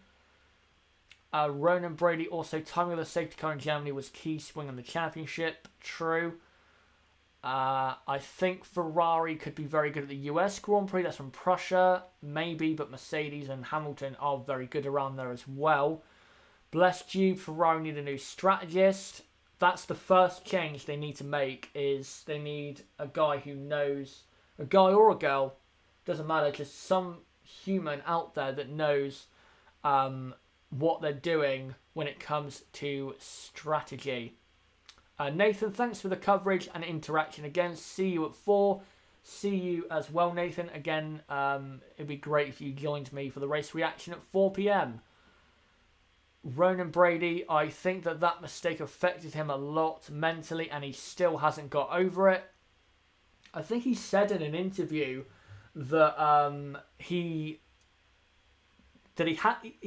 says something like he has to move on from it, but he's not going to totally forget it. So basically, yeah, he hasn't got over it. That's basically what he's saying. Simon Craglan, Hamilton top 3 best driver ever. I disagree with that, but we'll debate that maybe at 4 p.m. or for another day. Get rid of the Parc Ferme interviews. No, I like them. I like him doing them in Parc Ferme because then they can enjoy the podium celebrations without being interrupted by the interviewer. Great job, brother. Gotta go. Thank you, John, for watching this stream and interacting as well. Thank you so much for coming along. Right, let me post a final picture and then I'll come off, guys, probably in about 2 or 3 minutes, and then I'll get the race reaction ready. Wasn't a great Singapore Grand Prix, I have to say. It was not a great one. I don't know where to rank this one. I wouldn't say it's as good as, say, it's the French Grand Prix. But better than Canada, better than Monaco, I'd say. Probably better than Australia, you could argue. It feels very similar to the Australian race in terms of entertainment. Right, just trying to get this final picture on the screen. Right, here we go. There you go. That is your top 3. Lewis Hamilton wins. Max Verstappen finishes in 2nd and Sebastian Vettel is 3rd. Lewis Hamilton leads the Drivers' World Championship by 40 points. Don't forget, guys, to join me for the race reaction, and we will go through the race and also discuss whether the championship is over. Prussia, it was nice to watch this stream. Thank you as well for coming along, and yep, it's nice to do these kinds of streams. I really do enjoy doing this. Niblo, good start to the race, but then it got worse. I thought around where Sirotkin and Perez were racing, it was good then, but yeah, most of the race was quite poor. Better than Spain, definitely. That's from Legendary Snipers. Ronan Brady, thanks. Thank you as well for tuning in. Top 6 qualifying, top 6 wins, same lineup. Boring, yeah. Legendary Snipers. Top 3 worst races in 2018. Canada 1st, Monaco 2nd, Spain 3rd. Yeah. Simon Cragland. Decent race, in my opinion. I like that Sirotkin is so aggressive. I like that as well. He has to do something in a terrible Williams car. Has to do something.